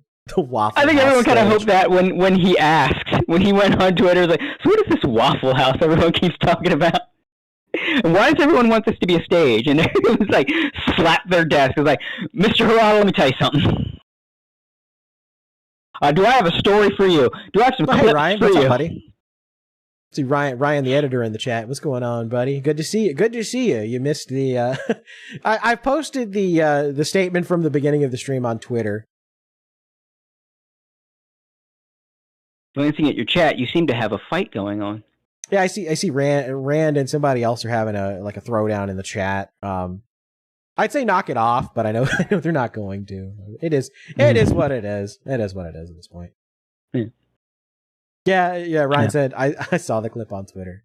Yes. It was very negligible. It was very negligible. A lot of people don't know the a lot of like the context is going to be lost on a lot of people because they they're not into VTubers or the VTuber industry or VTuber culture, so they don't know about the Riku Tazumi NijiSanji Selen apology video. I should actually probably play that because I don't know how many people have actually seen the NijiSanji apology video. So let me go see if I can find the actual one. That's the context. Addressing your concern. Let's see if I can find it real quick. Oh, here it is. Here it is. Hold on. Let me. And give me a chance to eat the rest of this Pop-Tart. Yeah, there you go. There you go. Oh, well, let me unmute the tab here. There we go. We'll play this. We'll play this video. This will give me a chance to go and grab another Pepsi Zero. Oh my! I'm getting fancy today. He's watching his weight. Gotta watch my girlish figure. Hello, I'm Riku Tazumi, CEO of Anycolor Inc. I'm making this video to speak directly to you, the fans of NijiSanji EN and everyone who supports the VTuber industry. First of all, I deeply apologize for causing concern to many people. Please allow me this time to address your concerns. First, let me apologize for a misunderstanding caused by the notice published on our investor relations page on February 7th. After announcing the termination of Selen's contract, we received questions from investors regarding the impact this would have on company performance. The notice was published to respond to investors. In the notice, we unfortunately used the expression negligible to describe performance impact. Our wording lacked consideration for the situation and caused NijiSanji EN fans and everyone who supports the VTuber industry to feel that Anycolor Inc. undervalued the impact of Selen's contract termination or Selen herself. I deeply regret this outcome and will be rethinking how our communication in English is done. Without a doubt, Selen was integral to the growth of NijiSanji EN. As a company, it is truly unfortunate that our relationship ended the way it did. We regret that the notice we published on February 7th was worded this way. We made it sound like our company does not value the hard work of our rivals. I deeply apologize. Next, I will address the feedback to our announcement, which led to the idea that Anycolor Inc. may not be providing a safe environment. But for those you can get the who you are can missing get the context. Yeah, for those missing the context too, this company had just fired one of their biggest talents after screwing over said talent for a long time, and then said talent had just tried to end themselves and was in the hospital for the attempt, and they were like, management was taking over this person's account, skinwalking is them, and it was gross. It was gross. And then when they fired this talent, their stocks were plummeting, and more things were coming out about the way that their English division were run. The stocks were plummeting. So this was the CEO's attempt to save a sinking ship by addressing investors. Oh yeah, and then shortly after they were fired, they released a statement to investors saying that they believe the damage to the company would be, quote, negligible, which has now become a meme. Because the damage was anything but. I mean, they lost like a year's worth of growth in the span of like a couple of weeks. Like that's like it set back their English branch by a year. and their English branch I don't is think still they've recovered. No, they haven't. They're still they just released their fourth quarter earnings report, and it literally shows that the English side has contracted significantly. Granted, like the Japanese side is still like fine and doing its thing, but like the English side took a massive hit to their numbers. Like I don't know if NijiSanji EN will ever actually recover. They may have to do what they did with some of their other branches and just totally fold them and just kind of like redistribute them into like the main NijiSanji and not distinguish between the two. Yeah, that does seem to be the theory floating around now, and that was sort of the death knell for the last couple of branches that did that. Yeah, well, because a lot of people, when that happened, they all ended up graduating. Yeah. And I think you're going to see, I've kind of kept my ear to the ground and kind of, observed the landscape. I don't have any insider information at this point, like I did with some of the other forthcoming graduations. But I will say that I fully expect that in the next couple of months, there will be at least 4 people from NijiSanji EN that will move on. Yeah. I'm not going to name names. Hey, it's just a theory, a Gator theory. But yeah. But I have a very strong inclination that 4 and a lot of people probably guess those 4. But I have a very strong inkling that those 4 people, once they get the opportunity to graduate, if they haven't even already like negotiated it, right? Because a lot of these graduations are negotiated in advance and aren't actually announced for like months. So some of them may have already like, kind of put in their notice, but I think there will be at least 4 in the next couple of months that will move on. And you might see them pop up. You might see them pop up not long after. So you might see them collaborate with some of your favorite new quote unquote new VTubers. Hell yeah! I think just a lot of people. It's kind of sad. Usually, when a VTuber graduates or retires, at least from that character, it's usually a sad thing. But when a Niji EN talent graduates now, especially a one that people still like, it's like, hooray, you're free! Reincarnate here, reincarnate here. Come here. I think one thing it's a different vibe. Like talking about Offkai Expo again and going back to the Offkai stuff, one thing I'm really glad, and I was hoping this would happen, and I tried to move, do what I could do, move heaven and earth, to will this into existence. But I'm really glad that Sayu was able to reconnect with some of her old friends from the company that she used to work for, and they talked and hashed things out. I was so happy. That happened. You know what? Yes. Say what you will about all of the stupid drama or whatever that came out of Offkai. That to me was everything. Yeah. That was what it was all about. And then, Mint reconnected with Doki and they were on the WrestleTuber stream and it was so great. I love seeing stuff like that. And that's what separates, that's what got me into the VTuber community in the first place, is just, it has this, there's going to be drama, there's going to be stupid stuff that happens, but it's so small and insignificant compared to the great stuff that happens. And I like to highlight the good, because there's way more good than there is bad. The NijiSanji stuff is just like a microcosm. It's not even like a blip on the radar compared to all of the cool stuff going on and all the fun collaborations. It's a big thing that got people into VTubers, is just all the good, wholesome vibes. The bunch of struggling ladies making their dreams come true and shit. It was just the happy vibes.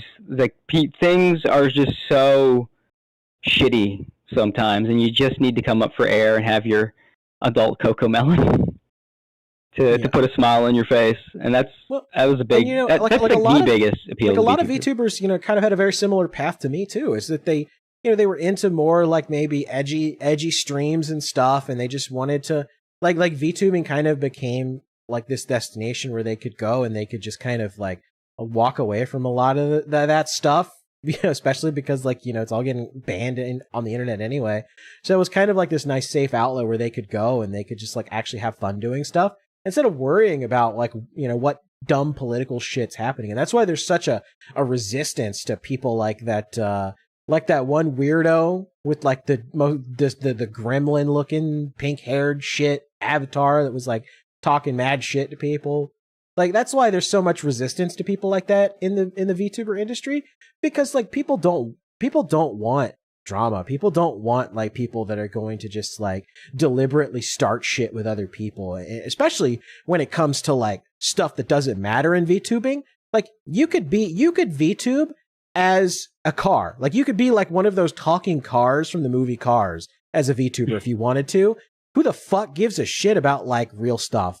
Like race or where you're from or whatever. Like nobody in VTubing gives a shit about that. Stop trying to make fetch happen. Yeah, it's like this sphere was born out of people looking for an escape. So if you try to bring drama and shit into the sphere, you will usually get a hefty amount of pushback unless it feels like something that needs to be purged. Right. Like the NijiSanji stuff. Like, oh, you are going to harm this hobby from within. Get out. And otherwise, if people try to sort of import the kind of drama you see in other spheres, if you try to bring that kind of like stuff they're trying to get away from into this space, you get a lot of pushback. I think the space could have done better at gatekeeping in some ways. I think the Coomer bait, it's mostly on Twitch, but it's pretty bad sometimes. Yeah, I wish that wasn't well, and of course, if Twitch wasn't the way it was, I don't think that the Coomer bait VTubers would be like a thing like they are, because it's just Twitch, like, and they're all on Twitch, like every single one of them's on Twitch, and it's like a Twitch thing. Yeah, Twitch just kind of makes everything worse.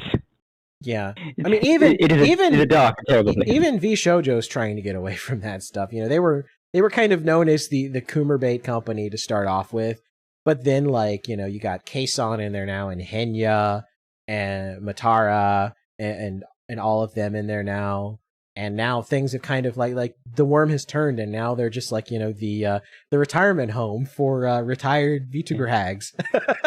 I think Melody might be holding them back from that, though. Regardless of what you think of Melody, right?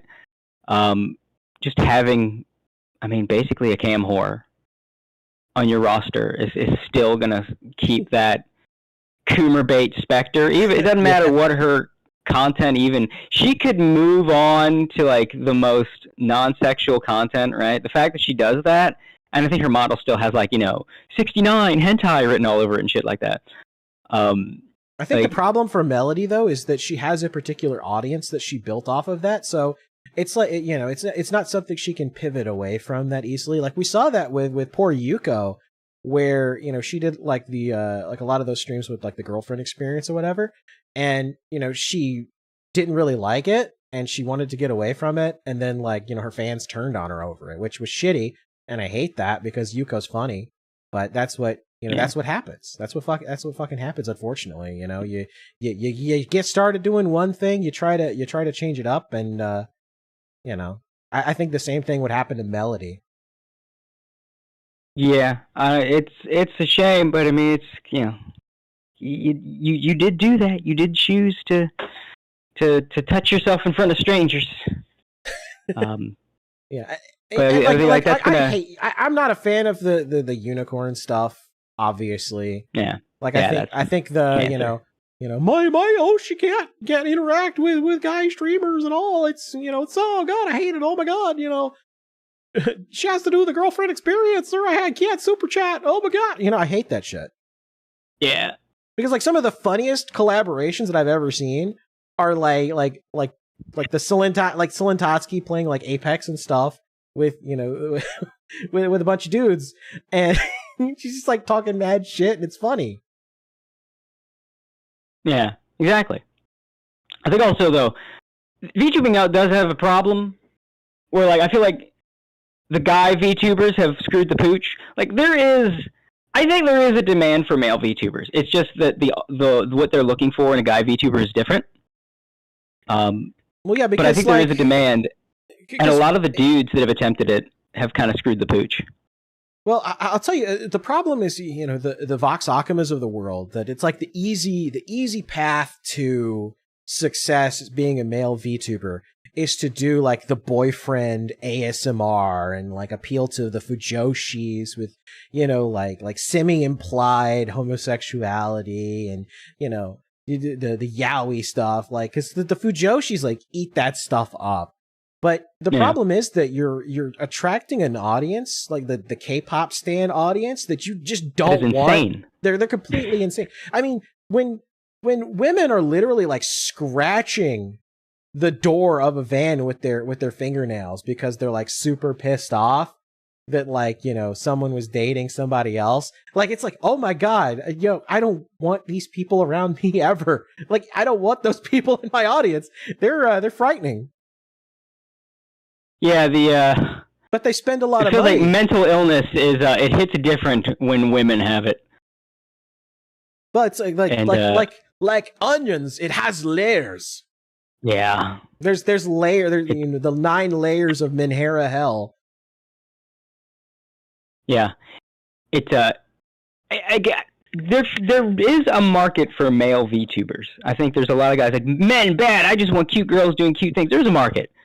I think one of the biggest things that hurt it was when HoloStars EN lost Vesper and Magni at the same time. Yeah, because Vesper and Magni were hilarious. Like, the Judge Magni stuff is still some of the funniest content on the internet I've ever seen. Yeah. I invoke no cap, Your Honor. No cap has been invoked. Regis Altair, where are your legs? You come to my courtroom without any legs? You dare come to my courtroom without any legs? It's like some of the funniest stuff imaginable. Like, that's the kind of stuff I want to do. Like, I want to do funny collabs with people like that. Like, that's the stuff that I like. Those are the kinds of streams that I like. Like, some of my favorite streams.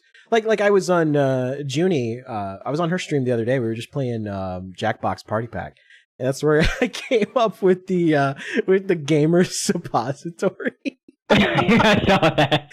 Like gamer suppository. It's a suppository. Oh God. Yeah, like that, and then the fact that like a lot of the other HoloStars guys are good, right? But those two were like killer apps for male VTubers, and they left. And Vesper is very chill and low key, which is great, but it really did benefit from having people to bounce off of. And in his new incarnation, he really just kind of sticks to himself, which is good chill vibes, good times. I highly recommend him. I guess we can break the tab. He's Random now. Yeah. Like random, but with an N. Great vibes, great times, but like he really did benefit from being able to bounce off people, and he doesn't really do that anymore. And then Magni just left VTubing altogether. Yeah.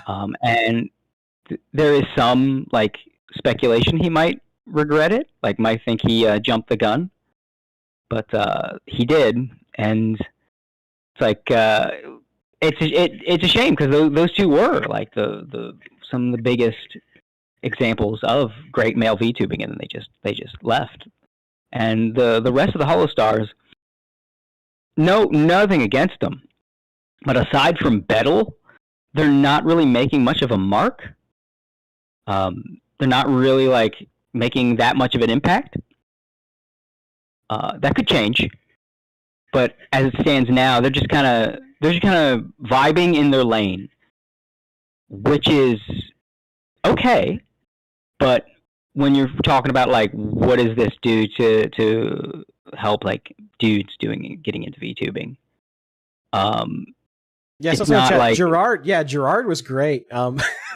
His banter leading up to WrestleTuber was some of the funniest stuff. The Comet VTuber going up against the dinosaur VTuber, and the Comet, of course, wins. It was the funniest stuff imaginable. It's good. Gerard is like he's gaining momentum, definitely. But I mean, like Vesper and Magni were like powerhouse from like day one, man. And I think just that that it's just the momentum was hurt so bad by those two leaving when they did, how they did, at the same time. Well, it's like it just HoloStars is still like accepting applications too. Like they opened it after it and they just left it open, which I was. Well, cover did say they're not going to do any more waves, so we don't know if that's just HoloLive or it also is HoloStars. Well, no, it's HoloStars specifically is where they left the application open, and from what I seem to get is that especially for HoloLive, that they're probably not going to do a whole bunch of more waves, or it's not going to be like a wave every year or a wave every couple months. It may be like 2 years now before they do another wave, so they can focus on the VTubers that they have.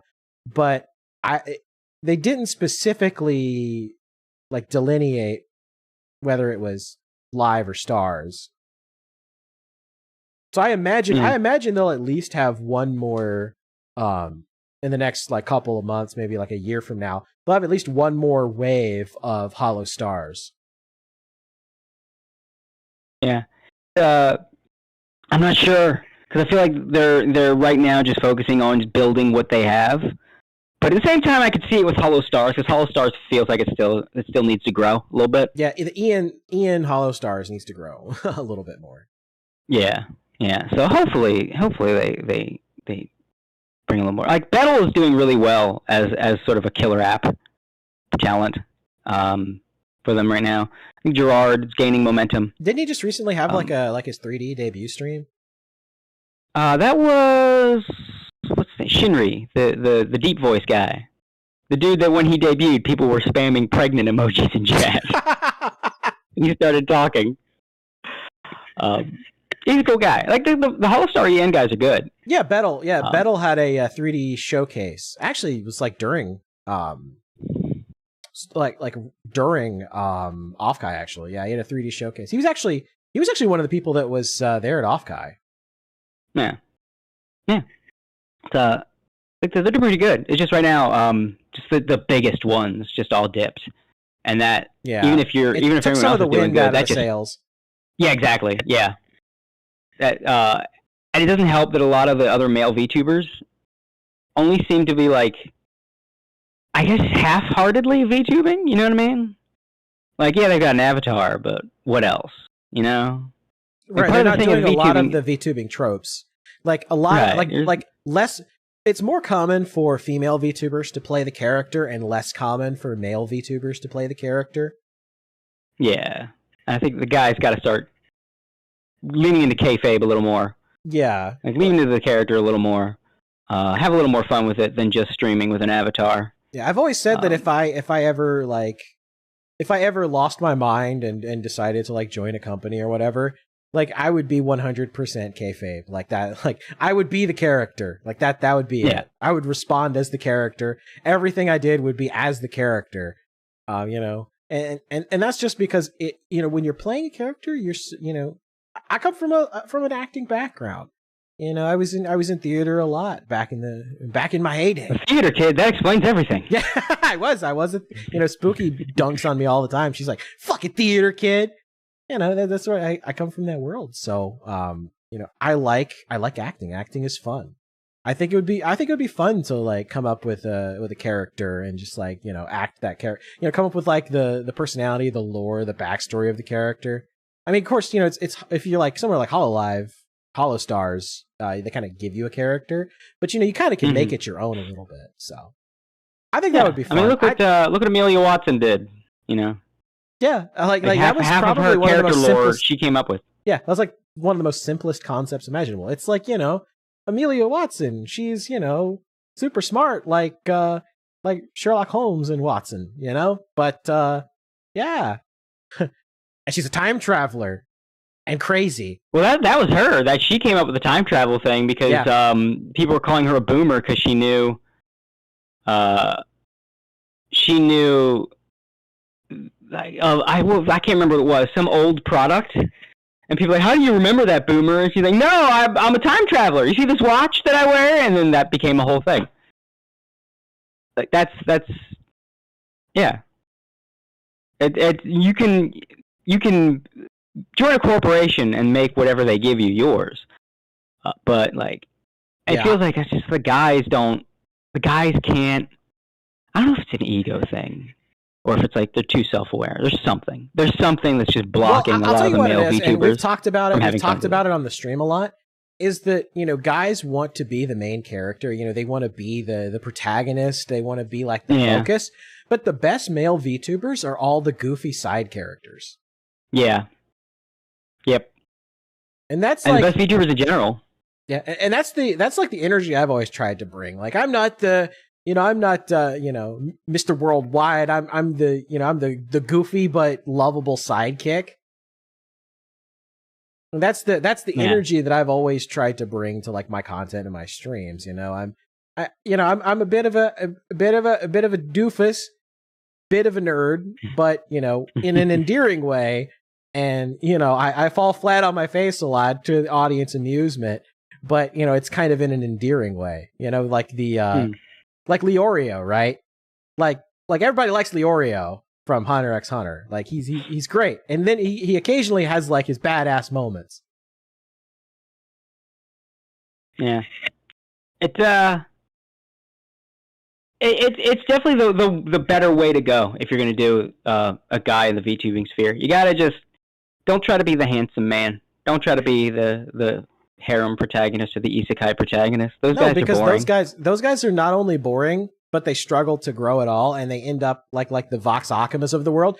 They end up stuck doing like boyfriend experience crap to Fujoshis that if they step out of line just a little bit will eat them alive. Like, that's not the audience you want to attract. I've always wanted to attract audiences that like just want to have fun and don't give a shit about drama. Because like I've done the drama thing. Drama sucks. Yeah. Drama sucks. And it brings out some of like the worst fucking people imaginable. Yeah. Yeah. And and I think the issue with a lot of the male VTubers too is they won't it just feels like their avatar is just an avatar, you know? Yeah. To a lot of them. They're not they don't have a character, they don't have a they don't have a motivation, that, you know, they just they're being just themselves, and they're just an animated character, and you could feel like they could just turn a webcam on and nothing would change. Yeah, that takes away from the aspect of VTubing where it's like you're playing a character. You know, you shouldn't be exactly the same as like your real life persona. You get to be whatever the hell you want to be. So, you know, just have fun with it.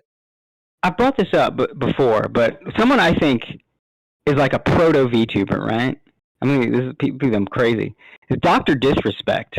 Yes. I think of him as like a live action VTuber, because everything else but the animated character, he does the thing. He's got the kayfabe. He's got like his own fictional setting. The two-time. Yeah, be more like Dr. Disrespect. Yeah, that's always lean into a character. Yeah, I'm a huge fan of Dr. Disrespect. Like, I love it. Like that was I saw him stream, and I'm like, yeah, that's the kind of stuff I'd love to do. You know, just play up this larger than life ridiculous character. Like that is great. That is super cool. Yeah. Like, I think if there's anyone to take an example from, if you want to be a male VTuber, it's not like most other male VTubers. It's Dr. Disrespect. Like, look what he's doing. Look how he just, like, yeah, he's being genuine, but he's also being genuine through the lens of his larger-than-life crazy character. Yeah. So, I guess like for me, it, like, comes from a love of wrestling, you know, where you have these larger-than-life ridiculous characters.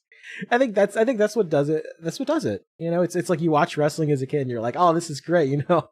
And, you know, you see like these larger than life characters like the Dr. Disrespect. It makes you think of like, you know, WWE. Yeah. Yeah. It's, I think like the issue too is, like people sort of think that the parasocial thing is like a shortcut to success. And that's not what most VTuber fans are looking for in VTuber.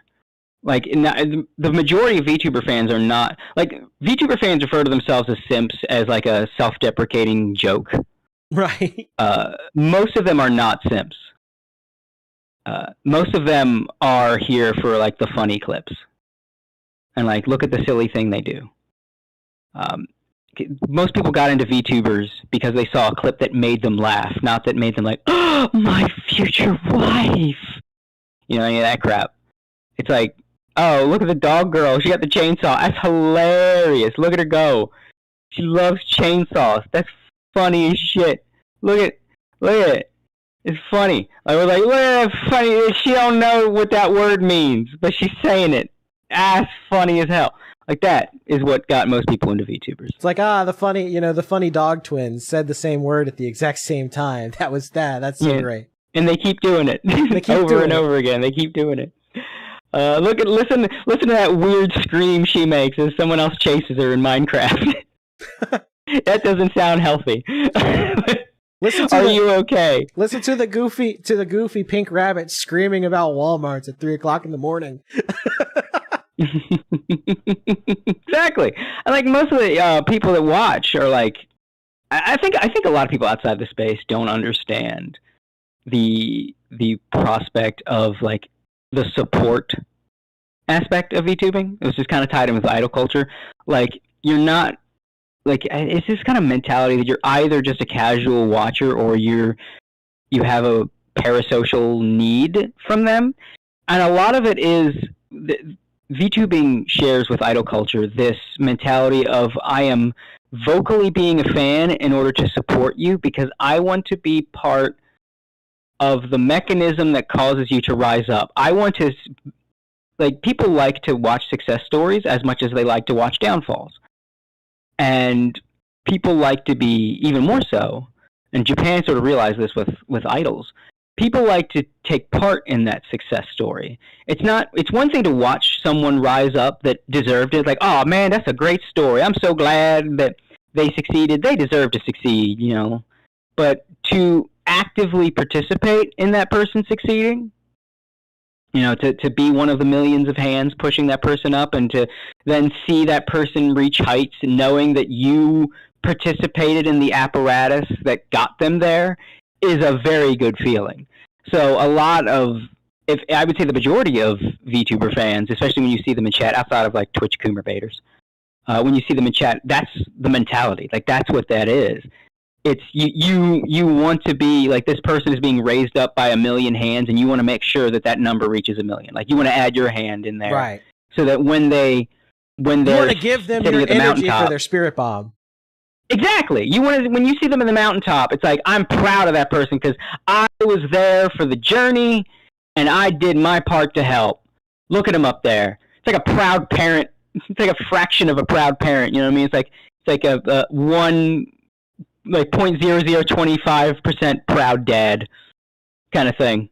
That's what like a lot of it is. That's why a big reason that the vibe of the scene is so positive. Yeah, because everybody wants to like help out and like push somebody up to the top of the mountain.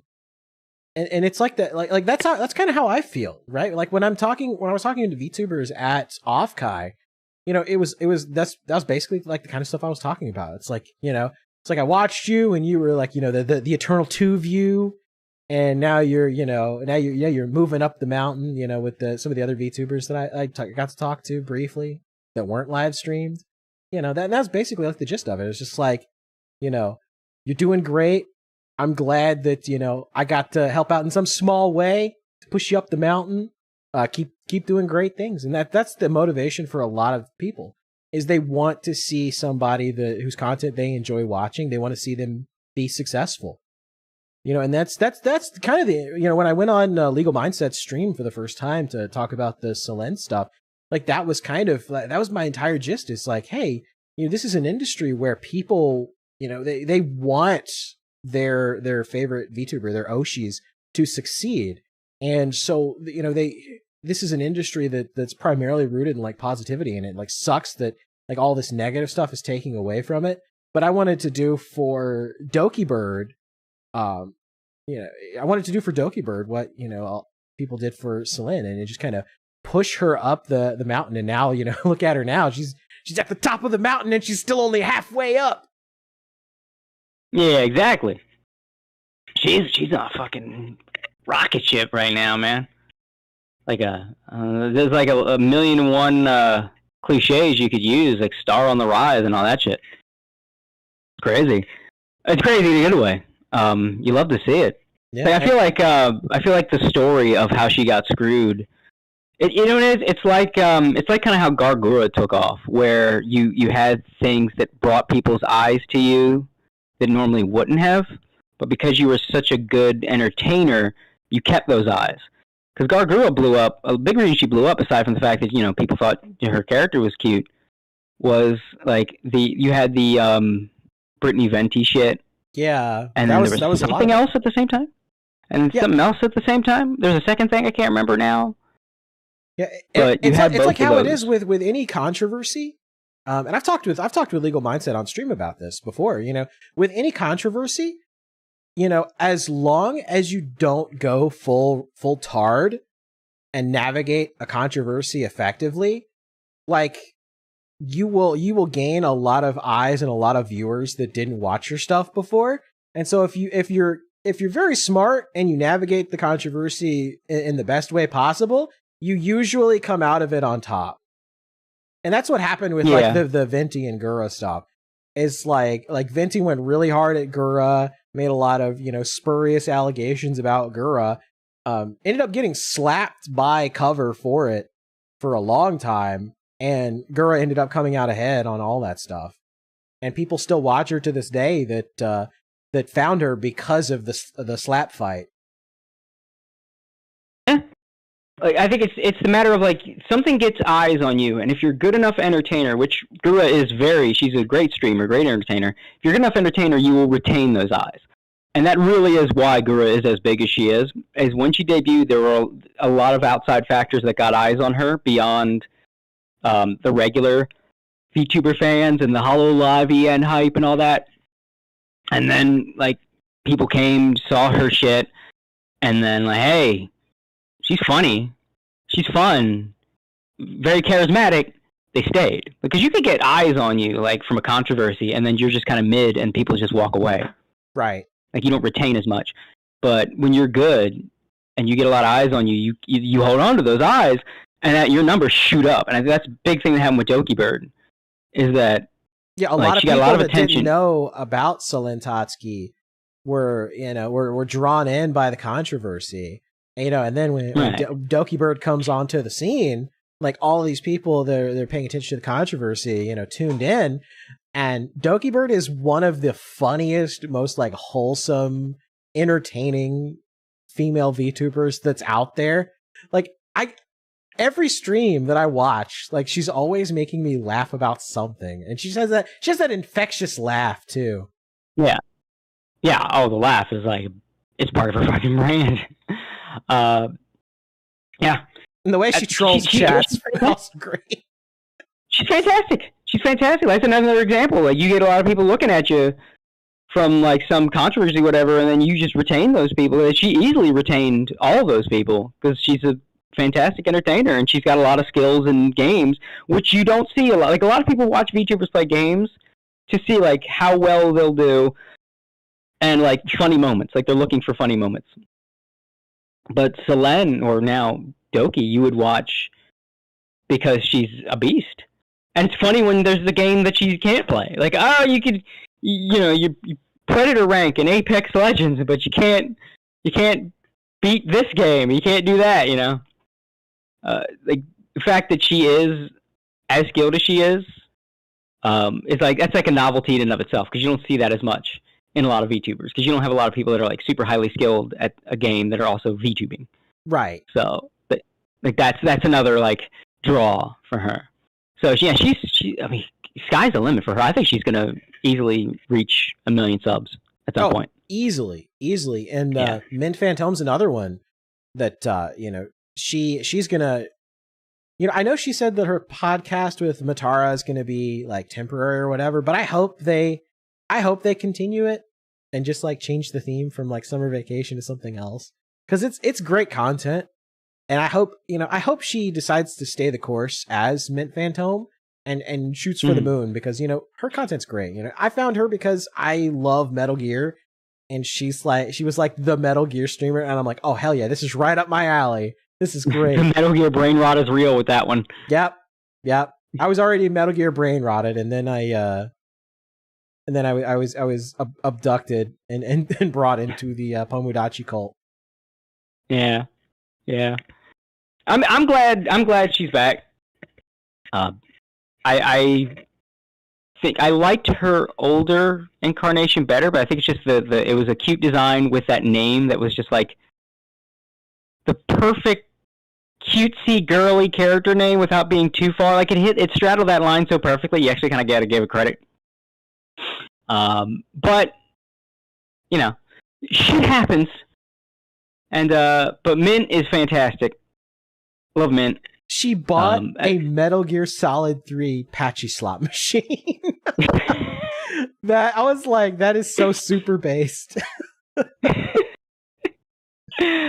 Oh, like and the snake Doki.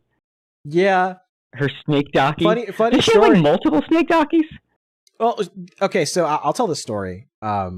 Luwood, who's the guy that made like the Pippa hoodie and the Pomu hoodie, the Celine hoodie, he makes a lot of like Dokis and keychains and all sorts of stuff for like VShojo and Phaze and back in the day NijiSanji. He made 2 snake Dokis, one for mint and then one just kind of like to keep because it's funny. So there are two, and he's going to keep the other one. He's not going to.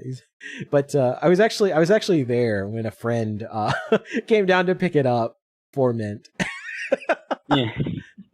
I was there to pick up my my Pippa hoodie. I saw you in the Pippa hoodie. Yes.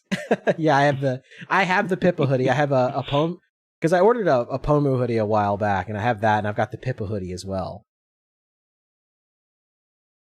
Now, if you're real, you wear that shit in public. I did wear that. You go out to the store in that shit. Oh yeah, hell yeah! I don't buy a hoodie and then just never wear it. Did you get the one of the Pippa jackets? Yeah, like that's the actual. Yeah, the racer jacket. Yeah. Yeah. People were calling it the racist jacket. No man, it's about races. Racing. It's not that other thing.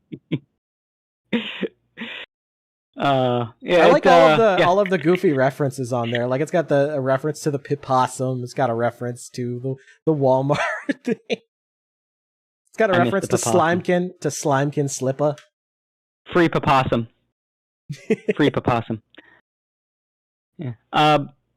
Yeah, I think we're kind of wrapping it up now here, but yeah, VTubing in general, the appeal. It's a chill space. It's a happy space. It's a fun space. You will get blowback if you try to bring drama and bullshit into it. Stupid shit into it. May it remain a happy, chill space. I think that's what. I think we joked at Anime Matsuri that VTubing de-radicalized us. In many respects, kind of, sort of, yeah. Yeah. We just got a super chat real quick here. This is from Dean Domino 25. He said, hasn't reached the same extent, but Rooney Roo seems to be falling in love with Devil May Cry. Girl thinks she could fix Virgil. She is the storm that is approaching. It's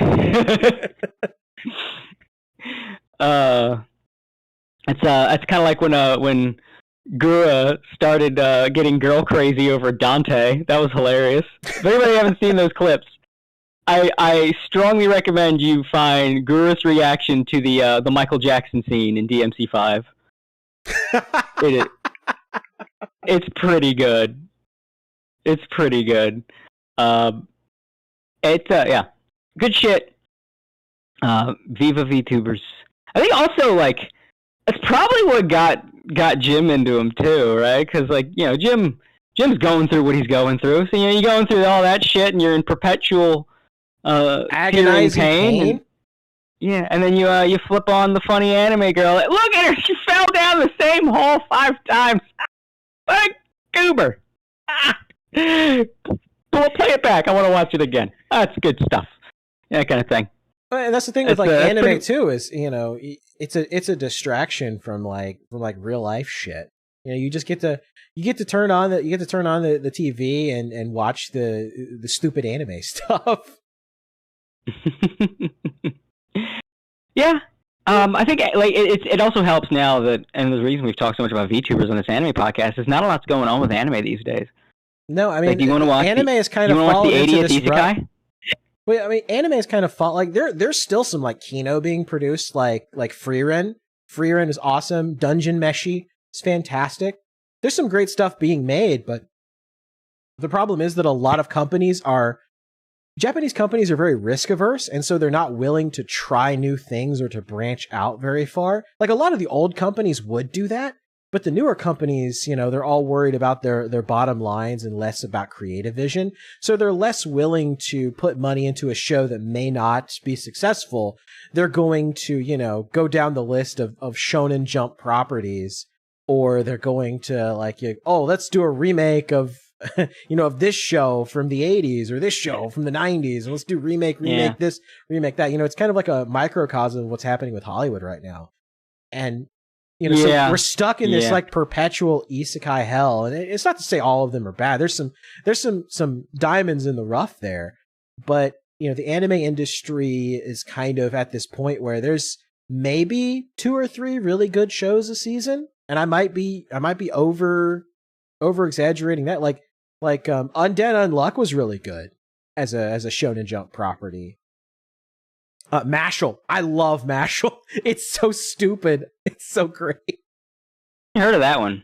It's imagine, if you will, it's like Harry Potter, but the main character can't use magic. Instead, he's like ridiculously, stupidly strong to the point where he tries to close a door and he breaks it. Yes. It is so stupid. I did hear about this. Love it. It's so great.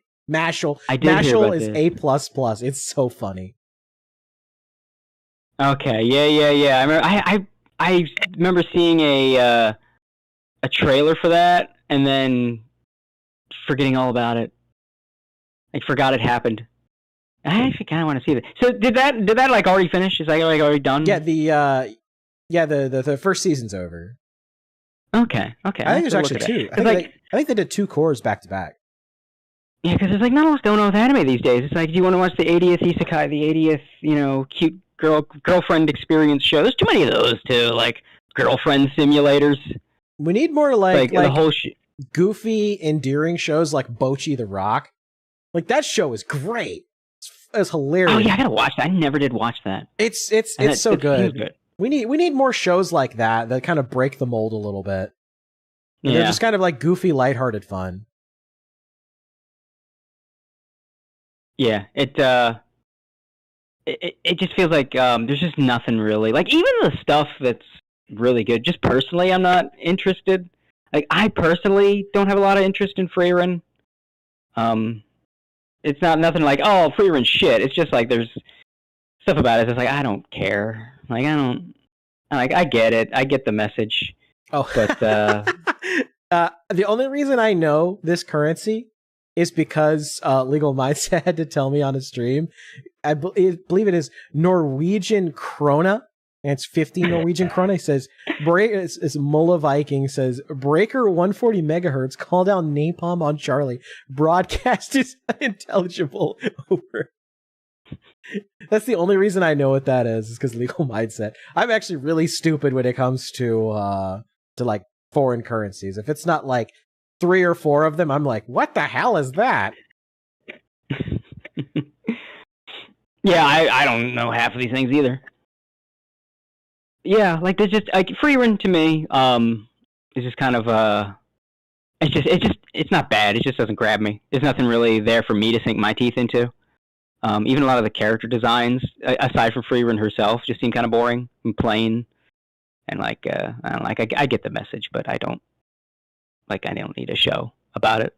If there was like more to it, maybe, but I don't know. I'm coming off as like being more of a hater than I want to be. It just like doesn't interest me.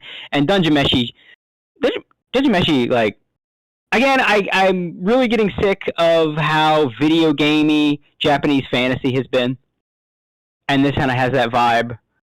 It's like going into the dungeon. Like the dungeon is a fucking thing from old video games because we weren't able to do elaborate fucking things where the monsters are. And why is there a dungeon? What is a dungeon? Stop with it. It's dungeons. Well, I like the concept of classes. they're going into this. Well, Because see, like the magic system, the thing I like is it's not too video gamey. Like they're not talking about like menus and you know spell points and stuff like that. It's like, you know, it's more like it's more fantasy than that. The thing I like about it is it's like, oh yeah, they're going into a dungeon and they run out of food. What are they going to do? Oh yeah, they have to cook and eat monsters. It's really like there's some weird fetish ground that it touches. Yeah, there's a little bit of weird shit, but yeah, you can just kind of ignore it. You can just kind of ignore it. It's not for me. And like I said, I'm really getting tired of how video gamey Japanese fantasy has gotten. I give Overlord a pass because of the premise. Well, Overlord is kind of the one of the OGs anyway. Like the OGs always get a pass. Well, it also does something a little more interesting with it, of the whole, like, you know, things from a video game have been implanted into reality and now literally interpreted, and I like that aspect. Like, that makes it more interesting. And then like the focus then on the political upheaval the main characters create, and then now the way that everything's sort of snowballing. And I'm really looking forward to that fucking movie, because the books that it's based on, I don't know how they're going to fit 2 whole novels into that movie, but the books that it's based on are fucking nuts. And the shit that happens when fucking quote-unquote Yaldabaoth in his quote-unquote real form fucking grabs the queen and just starts using her like a blunt object. Like, oh my god! And you know how Overlord is, right? It gets you to like, over the top. This thing, like it like will build up a character and then do horrible things to them just to wrench your gut. So like, oh, the queen is this great ruler and beautiful person inside and out, and like, oh, the world would be better off if more people like her were in charge. And then like, fucking demon from our protagonists. He's just like, as part of this, you with your old pimp. Yeah, exactly. As part of a fucking performance, like he was just beating people with the queen's body and just was making her this bloody pulp, and then showing up at a battle later wielding her rotting bottom half. Oh Jesus. My God.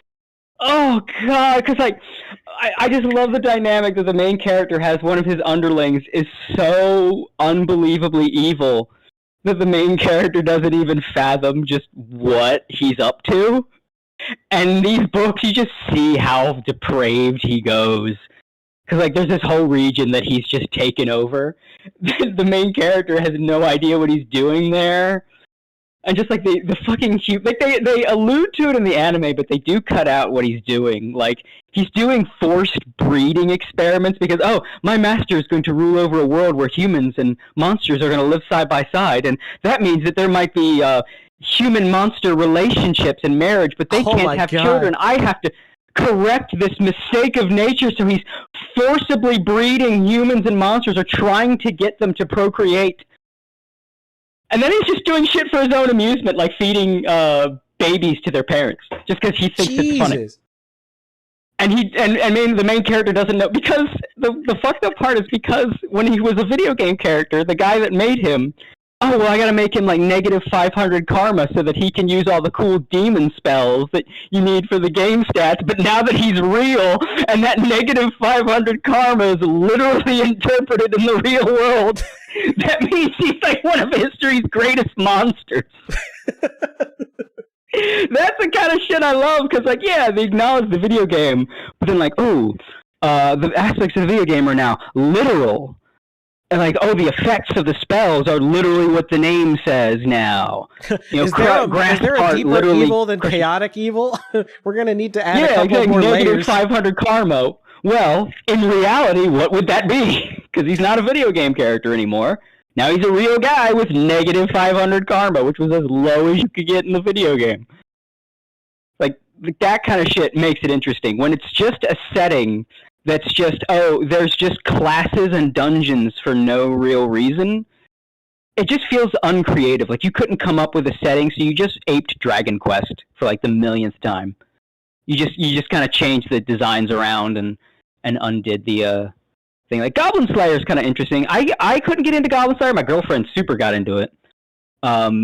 It's a personal thing for me. I can't get past that the characters don't have names. But that's just a personal. Like that's not a flaw in the show. That's just something that irks me personally. I just don't like the no names thing. My girl fucking loves Goblin Slayer, man. She fucking love that shit. I like Goblin Slayer. Yeah, but I could see the goodness, and I like the idea of like we usually adventurers will pass by and this stuff. Well, these things don't go away, when you level up and move on. So, this guy's taking care of that. I like that idea. There's a lot going on there. I like. I'm not a big fan of the potential thing it seems to be hinting at, that the world is just a D&D game. I hope I'm misreading that, because that would that feels like everything was a simulation, all just a dream type shit. We're like, everything you were connected to wasn't real. It is and it isn't. It's kind of like in the Destiny 2 way, where there's like gods outside of time that are battling, and this is their like elaborate like way to battle. That's kind of how it is. It's sort of like, it's kind of like a D&D game, but it's being waged by like actual gods. Okay. It looked like it was implying that like this was actually all just someone's D&D story, and we were just like seeing the stuff that was going on outside of the player party. And it's like, well, then that means that like you don't get connected to anything because none of it's real. It's all a dream. It's all in someone's head. That's the thing about Goblin. It is real. It is a real world. It's just that there are like gods that are playing games against each other and trying to, prove who's better than the other. And they the characters are essentially like they're the people that they're manipulating and screwing with to play their little game. Yeah. Okay. So it's deeper than what I thought. It's deeper than just like a D&D game. Yeah. Okay. Well, that's good. Because that was my concern. It's like, oh well, none of this matters. Okay. Well, fuck that. But yeah, it's a name thing. It's a personal issue I can't get past. There's sometimes there's just shows that even if they're really good, they'll have some issue I just can't overlook. Like Chainsaw Man I was kind of I had fights with people over that one because there's just things about Chainsaw Man's lore. I was like, I just can't get past this. This is dumb. I will say that for Chainsaw Man, I had to kind of like turn my brain off and just be like, just ignore the inconsistencies and things. There was like too many questions I couldn't stop asking. Like, why is the Chainsaw Devil this strong? What is it? Okay, so it's fear-based. Who's afraid of chainsaws to the point where the Chainsaw Devil is like, okay, well, it's also fear of the devil itself. Well, that's kind of a cop-out, but okay. But I would think, like, how is the Gun Devil that strong? Like, wouldn't America just neutralize the Gun Devil's power entirely? I mean, wouldn't the Chainsaw Devil be neutralized by, like, prepubescent boys and Corone if, like, loving their thing brings their power down?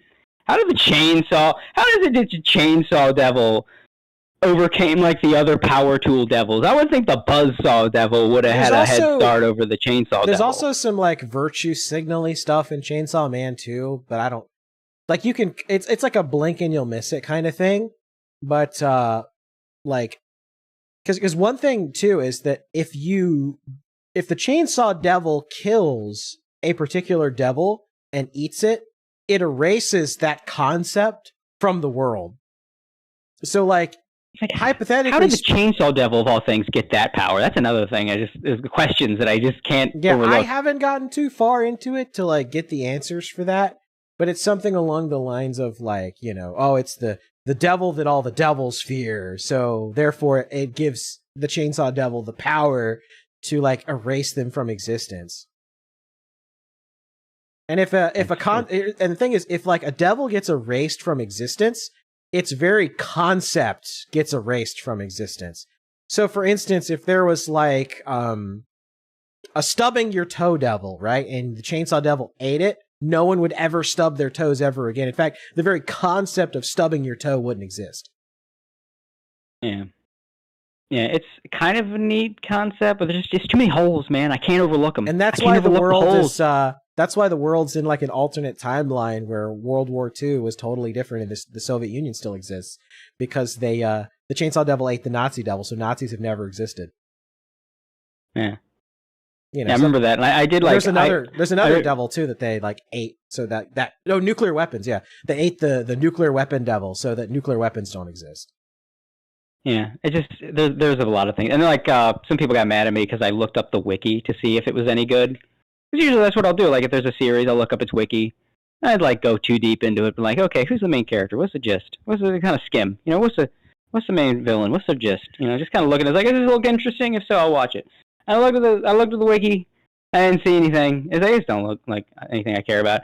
And then like I heard there was some big revelation. Like maybe this big revelation that everyone's talking about, this big huge plot twist, that'll get me to watch it. Yeah, I was about to spoil it, but I mean I wasn't going to watch it beforehand. So maybe this will give me something to look forward to. I looked up the spoiler, and it didn't, and I didn't care. And so I just kind of lazily scrolled through some of the lore. The big spoiler, I think everybody could see that coming from a mile away. It was kind of telegraphed, especially at the beginning of the story. You're like, oh, yeah, this person, there's something about this person. I highly suspect them. And then it's like, oh yeah, no, I was right. That was telegraphed from a mile away. Yeah. Yeah, there's nothing about this I like. There's a lot of this I don't like. There's a lot of this that's got holes in it I can't overlook. It's like, fuck this. So it's a kind of thing. It's like just some things. It's just for me, even if it's good, it's for me. There's an issue I can't get past, but I'm not going to sit here and say like it's shit. Fuck this. I'd like to see what you had to say about Undead Unluck. I'm very curious because I could see you being like, you know, not being a big fan of it, but there's like some things in there that like I know you'd be like, oh yeah, that's awesome. I've not seen it. I don't even remember what it's about. Undead Unluck. Well, the problem with Undead Unluck is if I explain it, I spoil things. Like it's one of those shows. Well, you know what? I should watch that, and then the next episode we could talk about it, so we can actually talk about some fucking anime for once. Yeah, for real. Instead of VTubers and stupid internet drama that I don't care about. Yeah, exactly. We finally get back on anime on the Anime Boomers podcast. Finally get back on the horse. Get back on the anime horse, the wooden anime horse. All right, well, I have my homework. Yeah, I don't know how much I'll watch. It depends on how much I get into it, but I guess we'll see. I did this, I actually originally planned to do this episode on Thursday, but recent events compelled me to bump this up by a lot. So I'm like, you were demanded a statement. A statement was demanded out of you. A statement was demanded, and a statement was given. I was like halfway through. I'm like packing a bunch of shit, so I'm like halfway through like packing shit. I was gonna do it on Thursday when I like had all of my shit unpacked, but obviously I had to do that. So like half the stuff that I normally have for streams and stuff wasn't even like there. I just had to like slap up a webcam like really quickly. So, but yeah, you probably won't hear a lot of me for the next couple of days because I'm gonna be busy doing stuff, busy making moves, making important, future business stuff. So you won't hear taking lots of showers. I gotta wash the internet stench off. Oh god, yeah. Especially like recent events, like this feels gross. This thing feels gross. I need to take 5 showers. Pretty much. If you wanted to see my statement from the beginning of the stream, I posted it on Twitter. I haven't checked Twitter in an hour. I like 2 hours? 2 hours and 30 minutes this stream's been going on? Yeah, I haven't checked it in like 2 hours, 30 minutes. I'm sure it's a disaster, but I'm going to be like doing shit, so I'm probably not even going to check it for like a couple of days. I'm going to walk back in like in Community carrying the pizzas, everything's on fire, and be like, "What did you guys do?"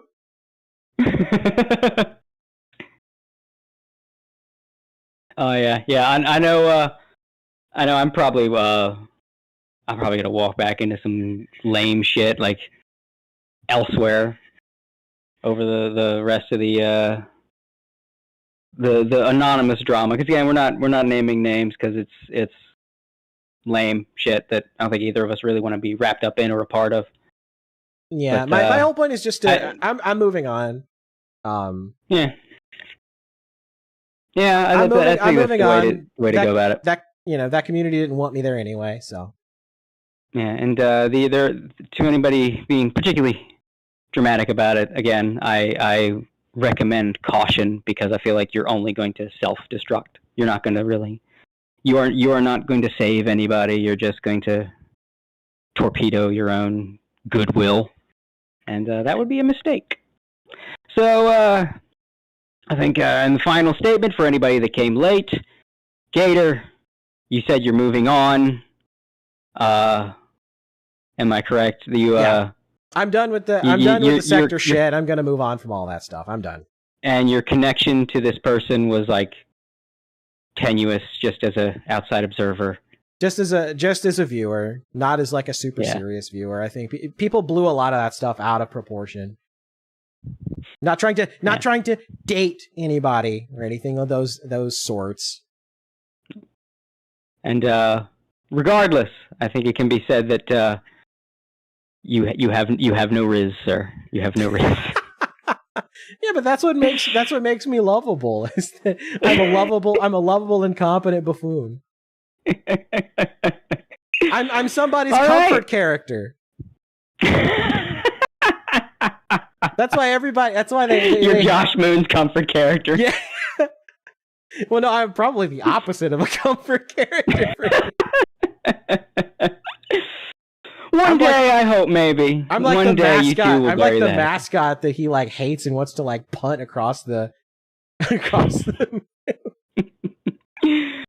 One day, maybe. I would like to. I just like good endings. I like happy endings. I like when things work out. That's why I'm leaving the sector. There's no happy endings in anyone in this sector. And you can quote me. You can quote me on that and look back on this like a year, 2 years, 5 years from now. There's going to be a bad ending for like everybody that's still there, like as of this moment. Yeah. Like I said, we're of different minds on our opinions on Josh. I hope for good things for him because like I understand, right? I get that. The shit that he's seen would break any man. I get it. I understand. And I get that, like, I've seen the Doom posts. I know he's going through it. And so, Josh, good luck to you. Well wishes. I sincerely, well wishes. I do hope things improve. I do. You've done a lot. You deserve at least find yourself a nice. I mean, if you find yourself a nice girl, she's probably going to be out of her fucking mind, but not too out of her fucking mind. You know what I mean? Just find yourself a nice autistic girl and settle down in a nice with a white picket fence that'll probably be a little tilted. You know. I actually hope for the good ending too, but for completely different reasons. I hope he like gets like super serious with a girl and it's just like decides to leave the internet shit behind and stops being a spiteful gremlin in my direction. Like I'm like, I feel like we do kind of need Josh Moon. Like who else is gonna declare total word that gets your YouTube pulled war on some of these people? Like I don't think there's a lot of people that have his mentality. You need that mentality. So I hope he sticks around, but I feel bad. Not pity, right? It's not pity. It's like it feels wrong that the man should be so spited when he has helped us all. You know what I mean? Just at least I say to God, throw him a nice autistic girl. Throw him a nice 6 out of 10 autistic girl. Some to take the edge off. You know, he needs it. Just don't get mandied. Just don't get mandied, whatever you do. Oh, God, no. Oh, don't throw me the Rakita shit. It's depressing. You know what, man? I know. I'm getting fucking fed up. There's too much shit in my space that are like of things I like or people I like that are just like imploding. It's like, can't I just enjoy anything? I can't like hang in a VTuber space without that shit imploding. I can't have like people that I'm friendly with online are imploding. Like, goddamn, I just want to I just want to vibe. I just want to vibe. I just want to vibe. Yeah, like everything around me just keeps turning to melodramatic shit. I just want to chill and make comics. I think the important lesson that we can all learn is don't do drugs, kids. Don't do drugs. If somebody offers you like an 8-ball, you politely yet firmly turn them down and say, "Yeah, sorry, that's not my bag." Do not go for the rock and roll lifestyle. There's a reason a lot of people that live the rock and roll lifestyle stop and find Jesus. I was about to say, either stop and find Jesus or are no longer with us on this earth. Yeah, Stop and find Jesus or they come to Jesus. It's one or the other. They meet Jesus, yeah. You're going to find Jesus one way or the other. You're going to literally find him or metaphorically find him. Yeah, it's a... you know what, at least I got Bison coming to Street Fighter soon and some new characters in KOF and... Yeah, and get in the house. And, so some good! Terry and Mai are coming to Street Fighter. Which is fucking crazy. I apparently are in talks to bring CVS back, or at least like re-release the old CVS. I'm looking forward to it, although I hope SNK does it this time. Because like they're better than Capcom. Well, their balancing is always way better. Yeah, even when SNK is unbalanced, it's still better balancing than what Capcom will usually... Well, except for Street Fighter 6. Street Fighter 6 has been good on the balancing front. I gotta give them credit. But usually, especially in the older games. Like the older games, like, you compare the balance in Garo, the balance in Third Strike. Yeah, there's always the broken character and like the utterly useless character that they have to patch and fix and... Yeah. And SNK just tends to be better with game mechanics. Like, they're usually better at balancing offense and defense. Again, I gotta give credit. Street Fighter 6 has been really good.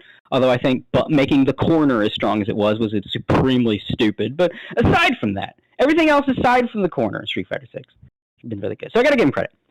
But I still think SNK would do it better. But they'll probably both do one. So we'll see.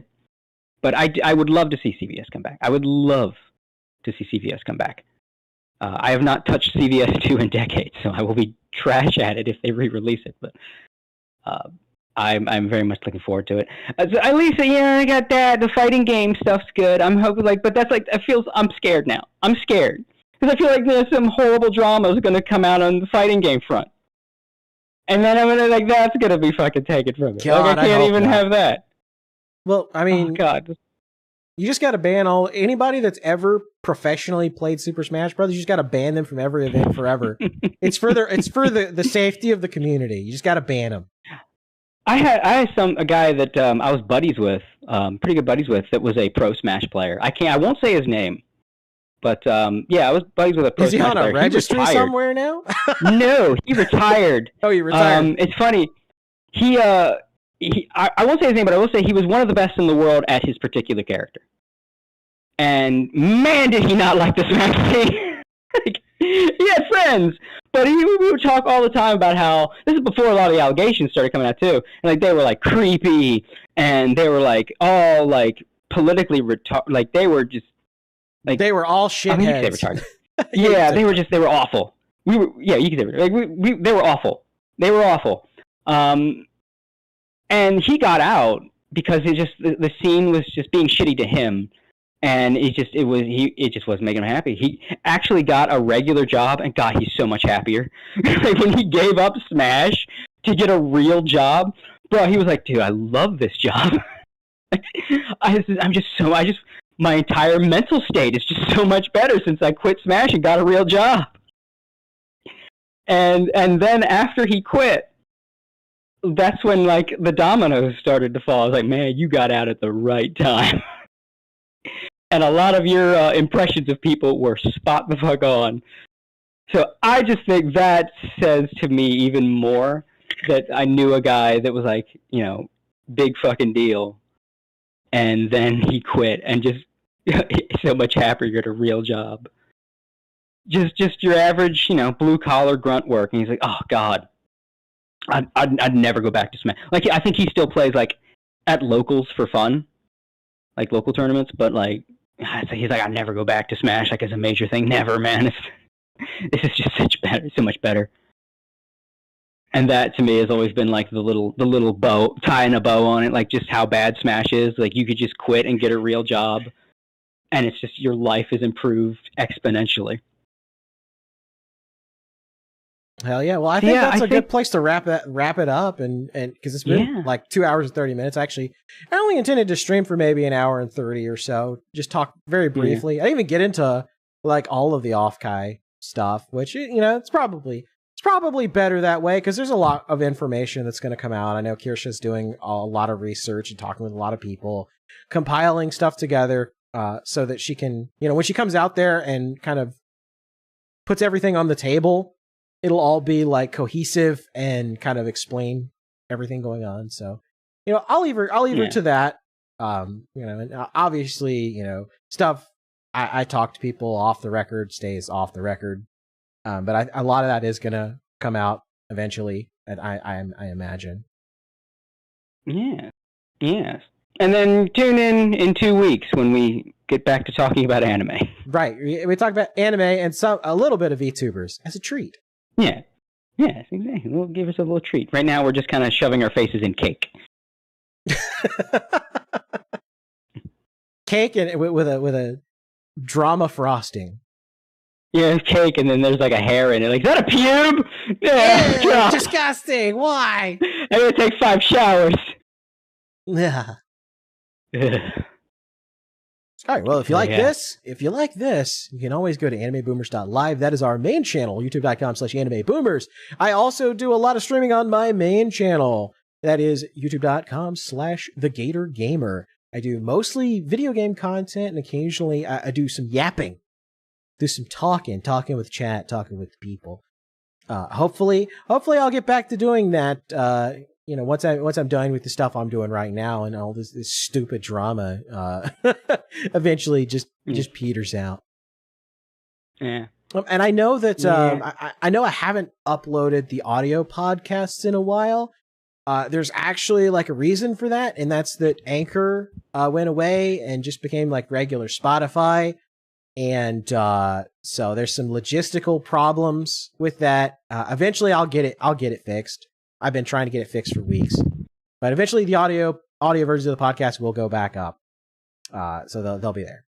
Anyway, thanks everybody for tuning in. Oh, and I should promote my shit. Yes. Talk about Cloud Scratcher. Go ahead. Yeah, I got go to Bayerworks, BAIER works at twitter.com.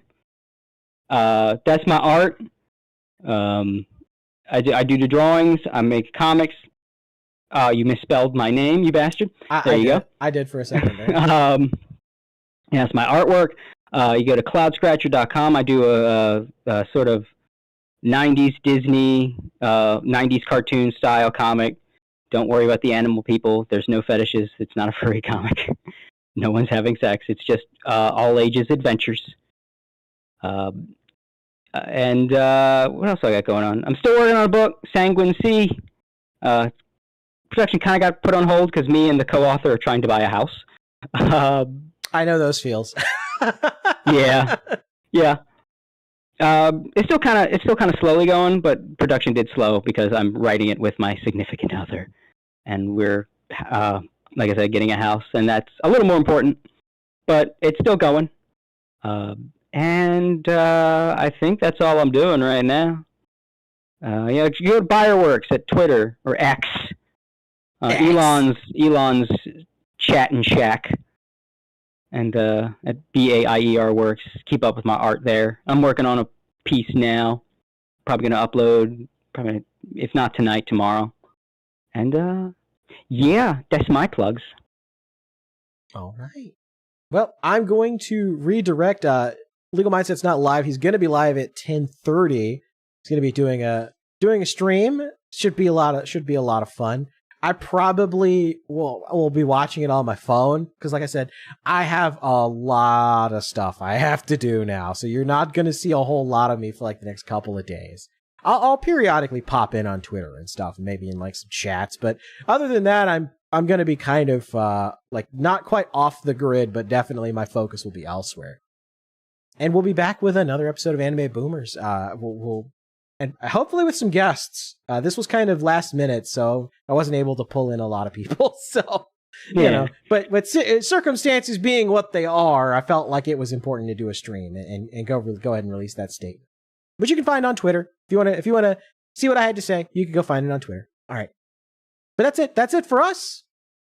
You guys all have a good night, and I will see you next time. Bye, everybody.